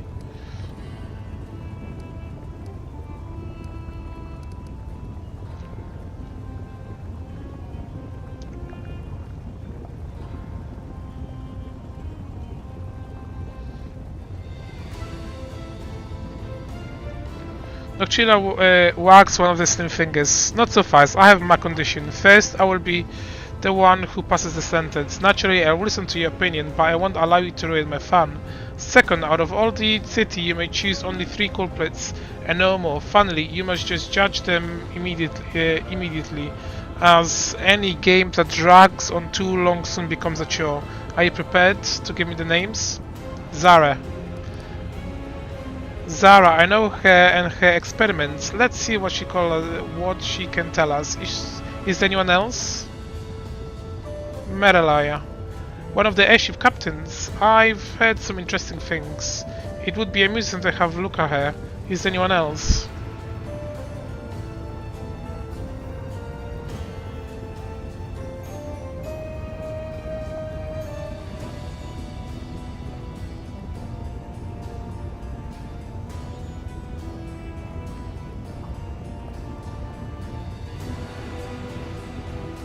Hello, Valesh. That permits herself to chuckle, of course. What other name could have been possibly called? Reign in your bloodless Aeon. Lady Valesh is none of my subjects. Besides, I have my own plans for her future. Aleu sighs, giving you a condescending look as if you were a child throwing a tantrum. You have not fully understood what it means to be an Aeon yet. You have the nerve to demand answer of anyone you meet. How very mortal of you. I've sent the nets. Let's begin the trial. I failed to see anything interesting in all this, so I take my leave. She turns to you. If you are hoping to see justice meted in the city as it was in Dresden, prepare to be disappointed. Well, Aeon, entertain me. Noctilica observes the woman in front of her with an expression of mild curiosity. Sorceress Merlai of Absalom. Fearless aeronaut, what is your crime against the city? Only that I follow an unwritten set of rules, my lady. I abide by the Aeronaut Code. Merlai's voice trembles. Will you condemn me for that? Aeronauts have a code of conduct? I did not know that, but you said it was an unwritten set of rules. If this code is not binding, why follow it? Here in the Abyss, you are free to do whatever you want. No one will judge you. Why cling to useless rules? The sorceress squirrels of the shoulder and looks Nocticula straining eyes. I cannot betray the Aeronaut's code, my lady. I would be like betraying myself. Without the code, I would be a ship without a rudder.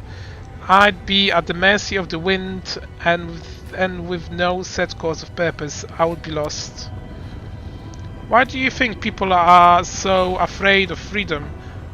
Don't you find it interesting? They impose all sorts of restrictions on themselves just to avoid the experience of being free. It's a stupid way of living, in my opinion, but I am convinced it's a crime. Did you know she's cursed, Aeon? She's doomed to bring death and destruction wherever she goes, yet she continues to cling her emotion of goddess.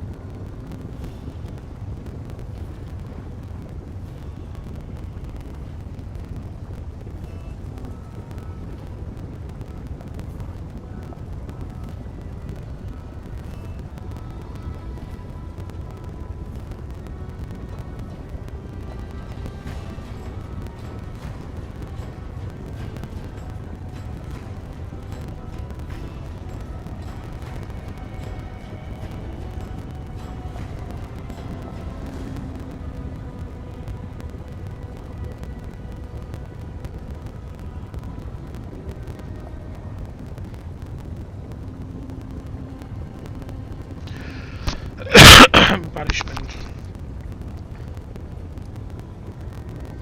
She must abandon the code of the Aeronaut. If she continues to abide by this rule, she must be banished. This woman's scruples do not bother me. In fact, I find them quite interesting. She tries so hard to follow her principles despite the consequences of her curse. Besides, I find her stories entertaining. When I listen to her adventures, I try to predict all the terrible things that will happen. Her curse manifests itself in so many ways. Go to your ship, poor wanderer. I'm sure you'll continue to entertain me.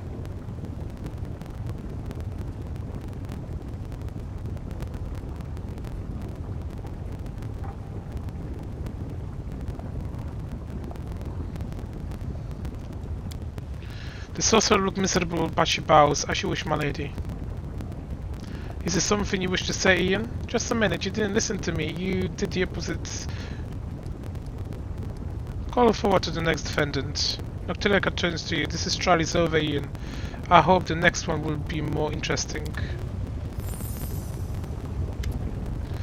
Zara and her son are head forward. Noctilica looks at Zorges, who is frozen in terror beside his mother, and then turns her attention to Zara. So, Zara, daughter of Vishaya, the Aeon accuse you of going against creation and making something that shouldn't exist. Now I wonder what it could be.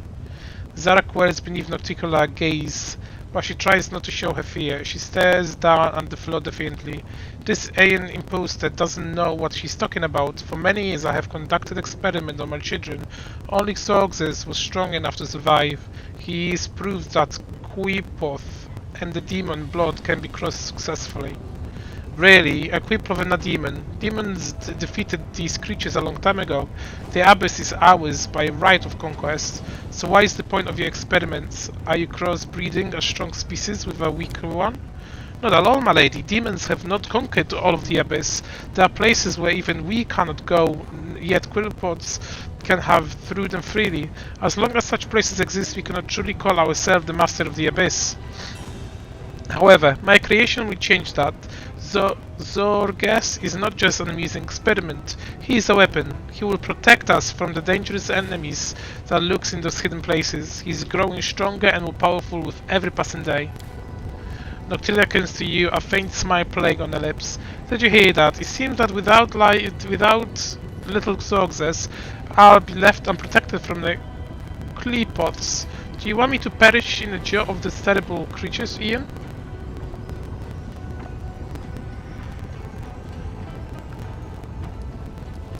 The crossbeat of the Quipoth as a demon violates the law of creation. With the lady of the city permission, I will execute this creature. Noctilia considers your words. Well, I've made my mind. Aeon, you were convincing, but not convincing enough. Zara, you may continue experiments.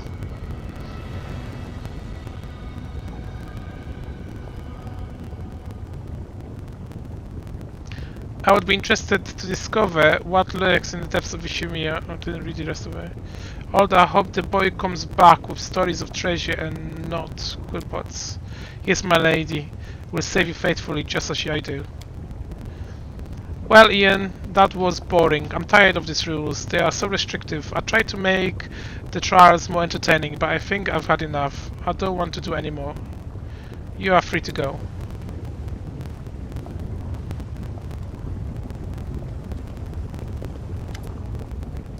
I killed Willowdush, your code mage. Noctilia showed no hint of sadness. I'm aware of this, of course. I'm lamentable in a way, since his fear of me was strong enough to make him implacably loyal. However, his death is but a single move in a much larger game. In a game like this, losing a few pawns is unavoidable.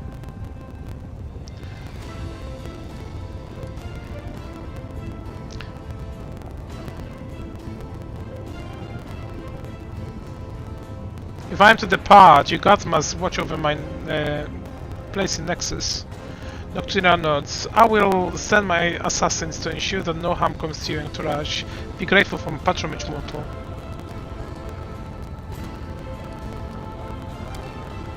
Tell me about other people.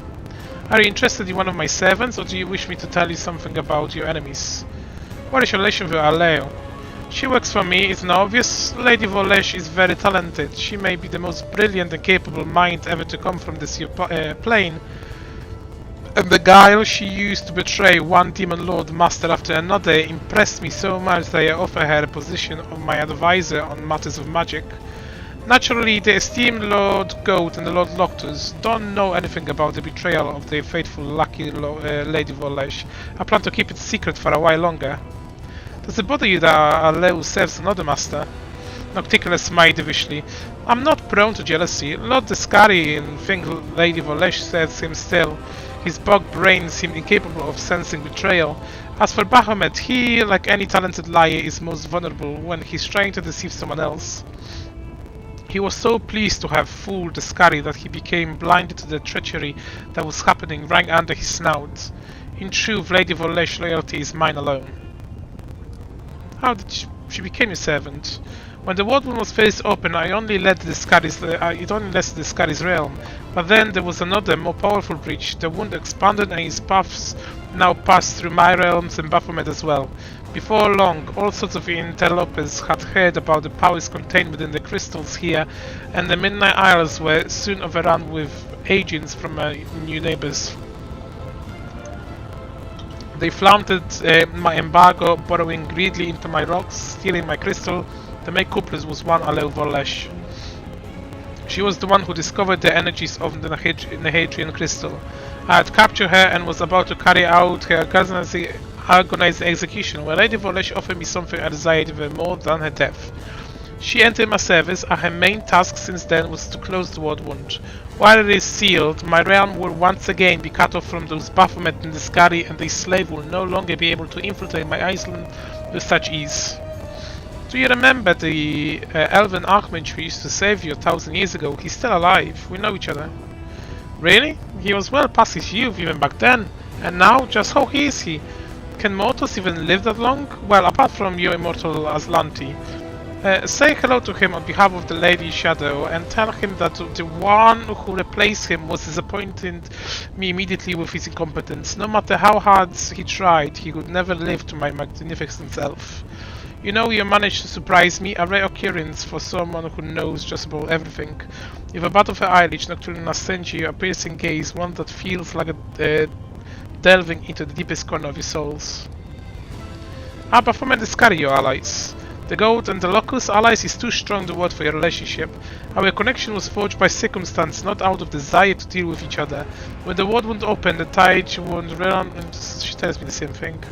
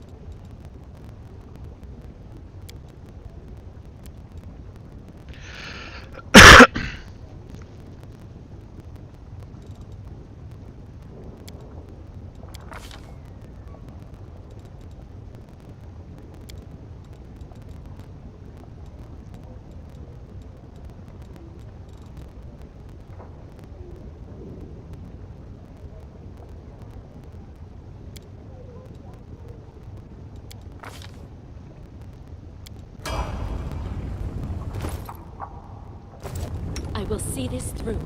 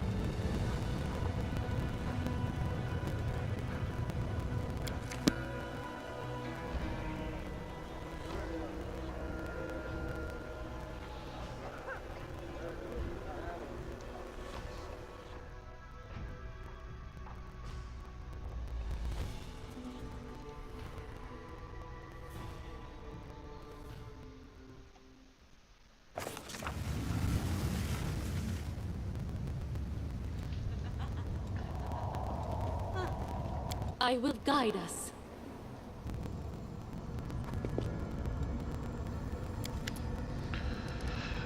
Contemplate whatever you have stay strayed from the path of the Aeon. The ruler of the city sought to lead you astray. She acted as an agent of chaos, but she cannot be blamed for following her nature. What's important is that you acted according to your nature. You fulfilled your duty as an Aeon. Nocticola was the stormy sea, though unpredictable, but you were a solid rock, and neither tide nor waves could move you. So it was, so it is, and so shall be.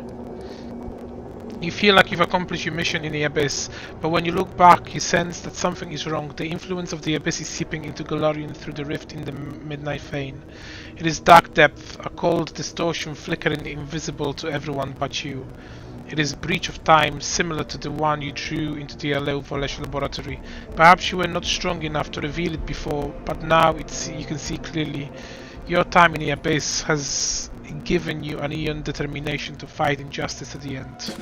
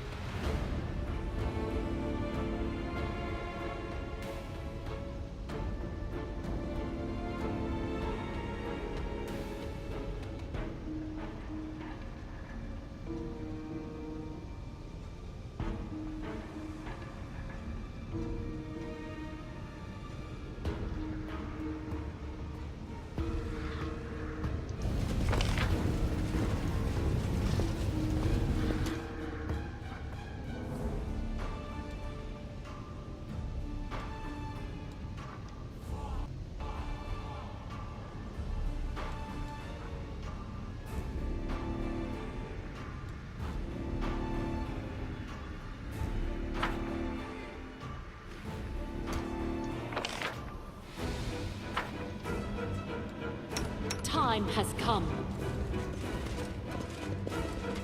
Without a doubt.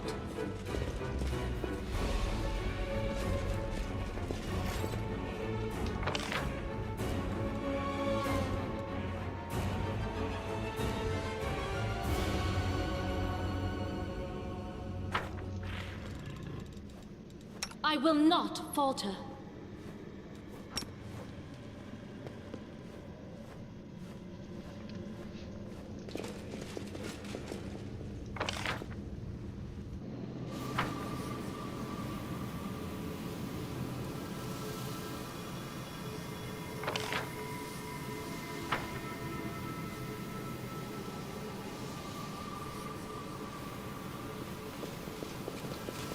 Forwards.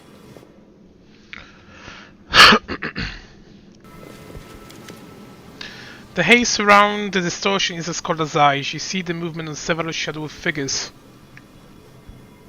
You hear the sounds of muffled voices. The distortion seeks to draw you in. It will take you through the other side if you do not resist the pull. Look in.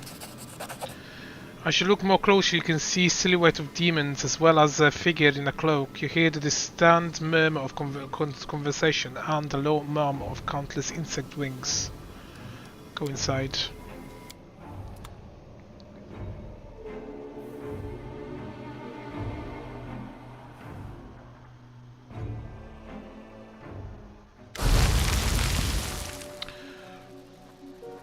The cold haze dissipates, but a low volatile icy stare keeps you frozen in place. You again. I knew you'd come back eventually. Xantin the Plagued? What are you doing here? The insects grow louder and more agitated. The angry rustling fills your ears. What do you call me? The Plagued One? I am Xantin Vang. I hope your primitive little brain can remember that. And I'm not going to bother explaining our research to you. You wouldn't understand it even if you tried. Isn't that right, Mentor? My research, not yours, but that doesn't matter right now. Our guest must not be allowed to leave. Kill her. Mustafan, help Xanti deal with our unwanted visitor. How did you know I'm coming before you kill me? I'm observant. A mysterious individual thwarted Minago's plans in Dresden and told Stoughton some very interesting things in an attempt to change his mind. More importantly, the week before I was captured, someone paid a visit to my laboratory. They appeared out of nowhere, said a few words and then vanished without a trace. It was a most curious encounter, and it became even more curious once I discovered the truth of your origin. Once I put two and two together, I knew that my plans to open the world wound would succeed. After all, someone from the future was traveling back in time to stop my research. Now I would love to stay and discuss time travel with you, but I cannot allow you to interfere with my work. You will have to be killed. Can it be true? Are we really in the past? Traveling through time is an extraordinary power. It is gratifying to see it in the hands of someone worthy.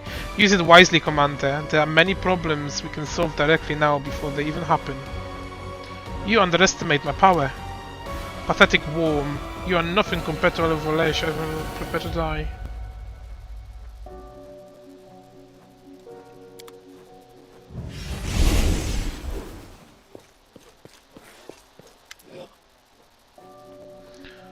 The locusts grow louder and more agitated. Xanti hisses with irritation. Mustafan, you dumb coward, you will never become a low Volash apprentice.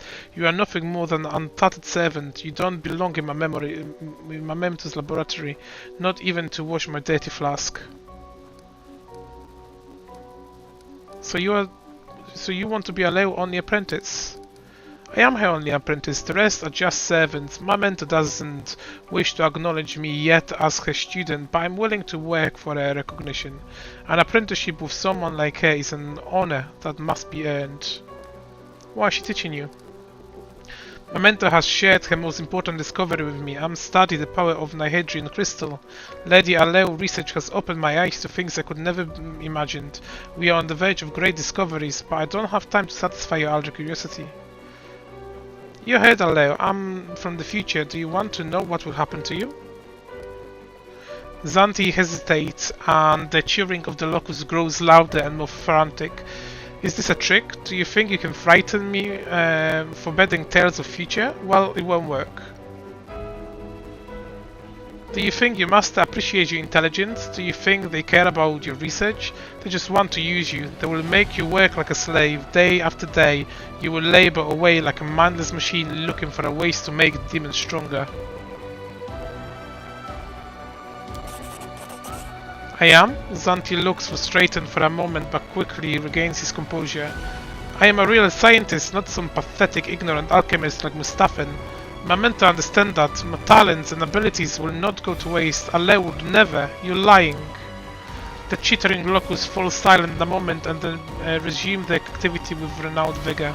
Do you think I'm blinded by arrogance, unable to see what's right in front of me? I know my mentor did not want an apprentice. She's not inclined to take students, but I'm not giving up my place to that pathetic idiot Mustafan. They saw my potential. They choose me to undergo training. Me, I'm not going to give up now, so shut up. They will break against our resolve.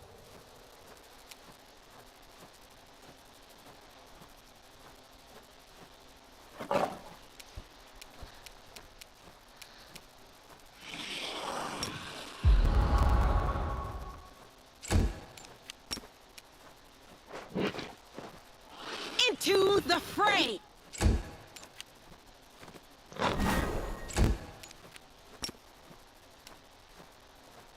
You've crossed the wrong mongrel.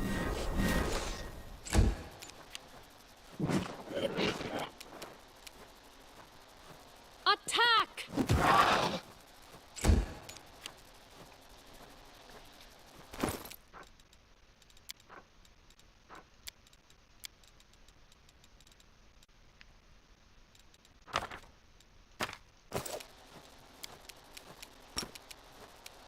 Ba, Aeon, Riti.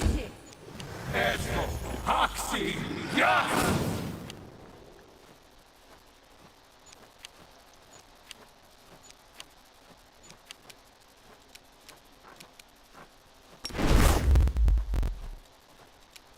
Ona, Adayana. Retreat is not an option.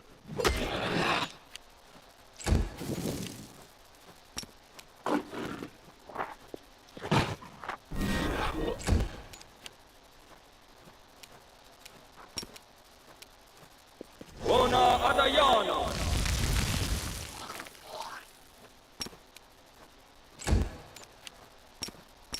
We shall overcome.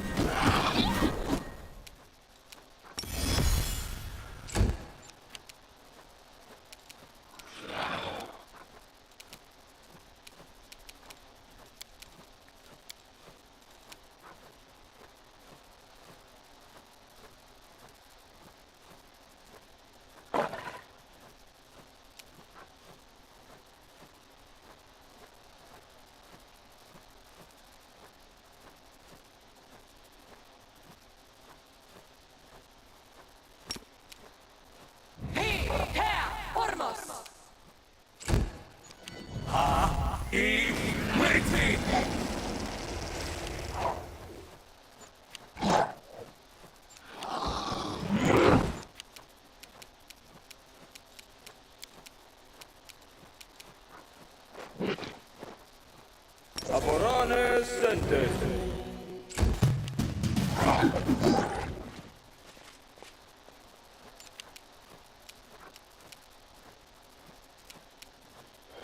The light. Take you.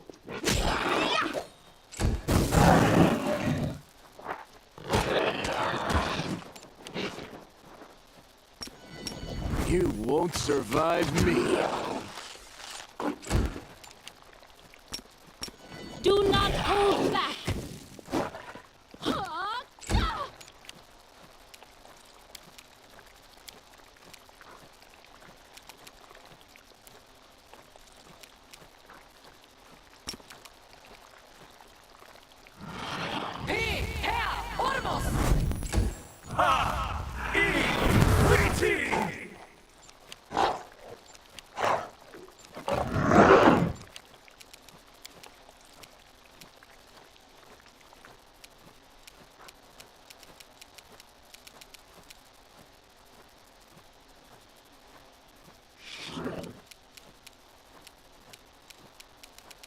Begone, fiend!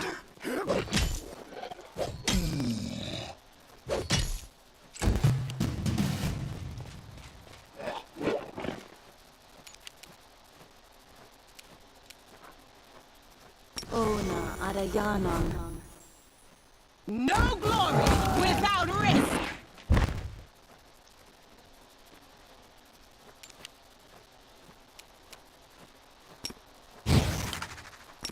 Endure this!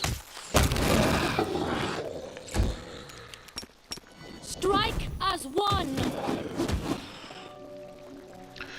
Sanji drops to his knees and chittering insect falls silent beneath his mantle. I admit you are stronger than normal Golarian, and your words make me think. But no, you can't win. There is no weakness in my body. I am more than frail flesh. Go ahead, do your worst. You can't defeat me. You are a natural monster. You should not exist. Watch in the amazement, Santivang, for I am about to correct your existence. You look at Zanti through the eyes of the Aeon. You can see the power of that connects his tormented human soul to the magical swarm of Loctus. You look more closely and suddenly you are a swarm. You are the new flesh and enveloped his soul. You hear the rustling of Loctus, the sound of our first gasping breath, and you feel the movement of the cosmic spheres. You do not exist, and yet you are everywhere. You can separate a swarm from a person as easily as you can unfurl your first fist.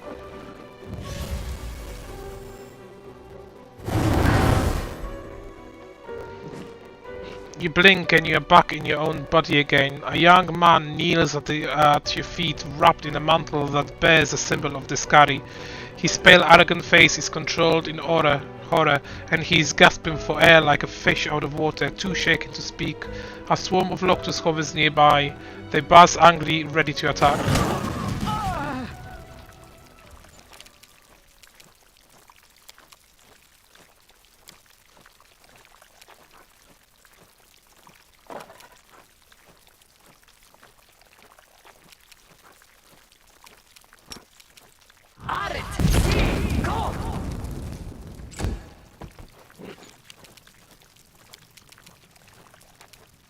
Fall!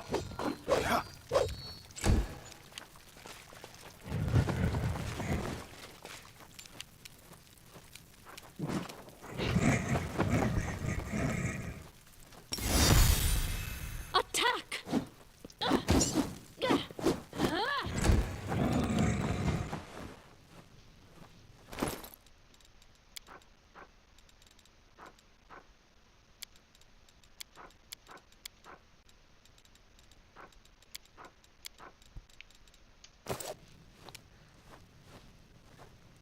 Into the fray!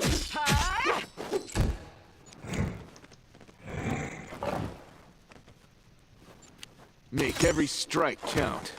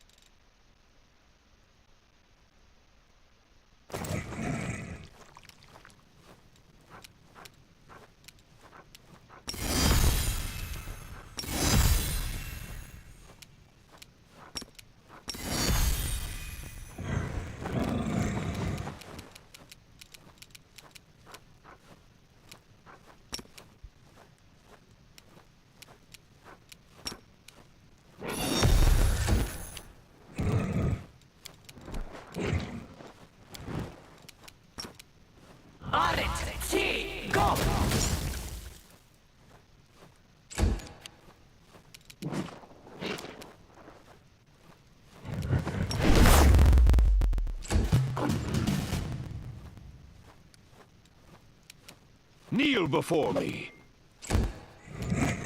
The Inheritor, guide my blade!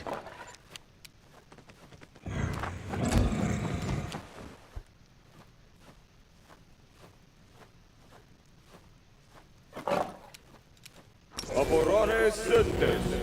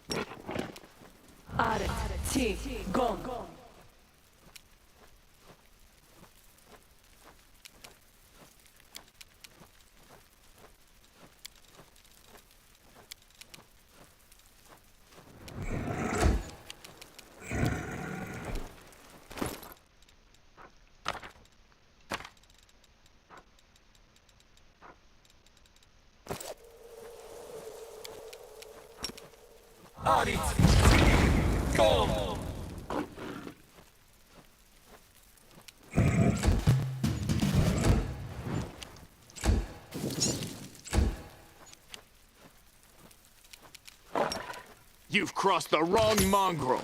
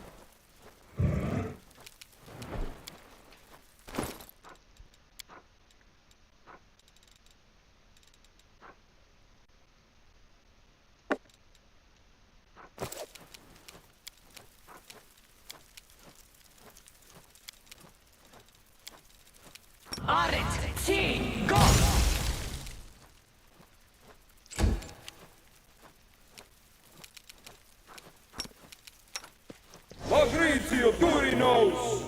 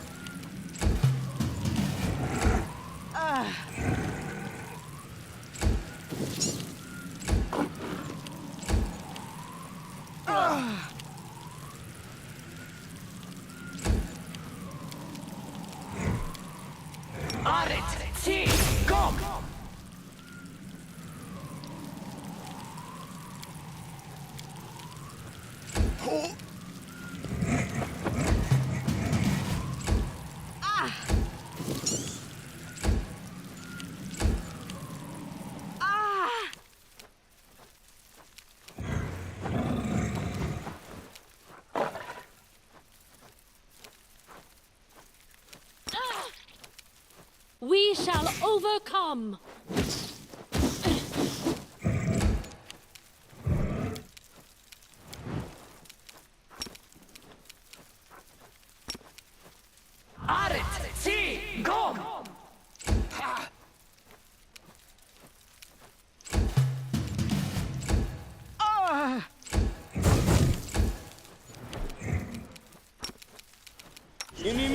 Travisi.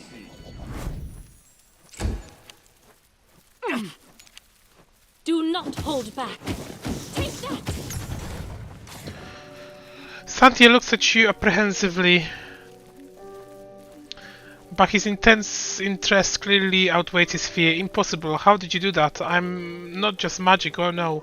You move freely through time as if you were walking down a straight road.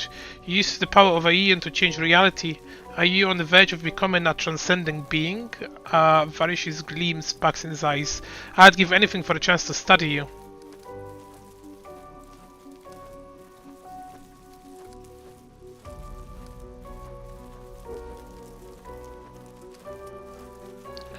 Get out. If I discover...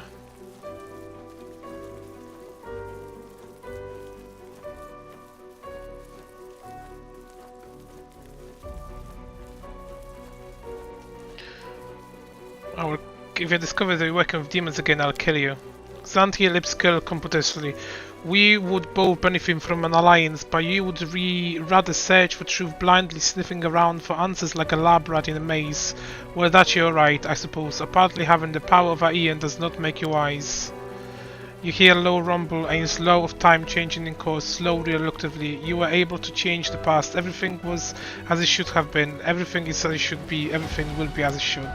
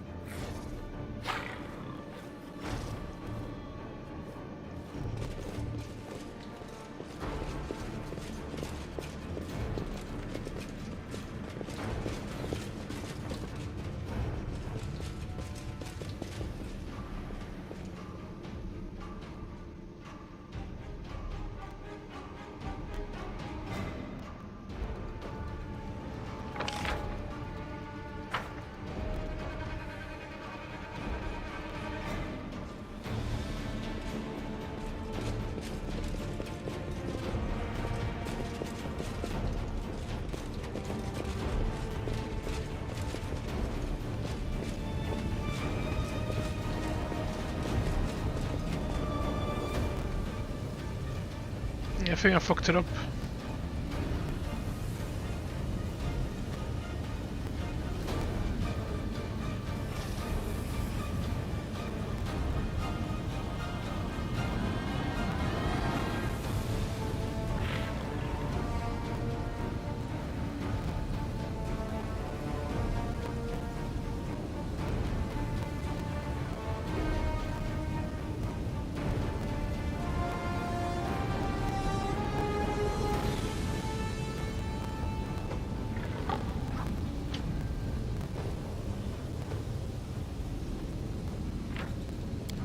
Gonna have to do it again, but not now.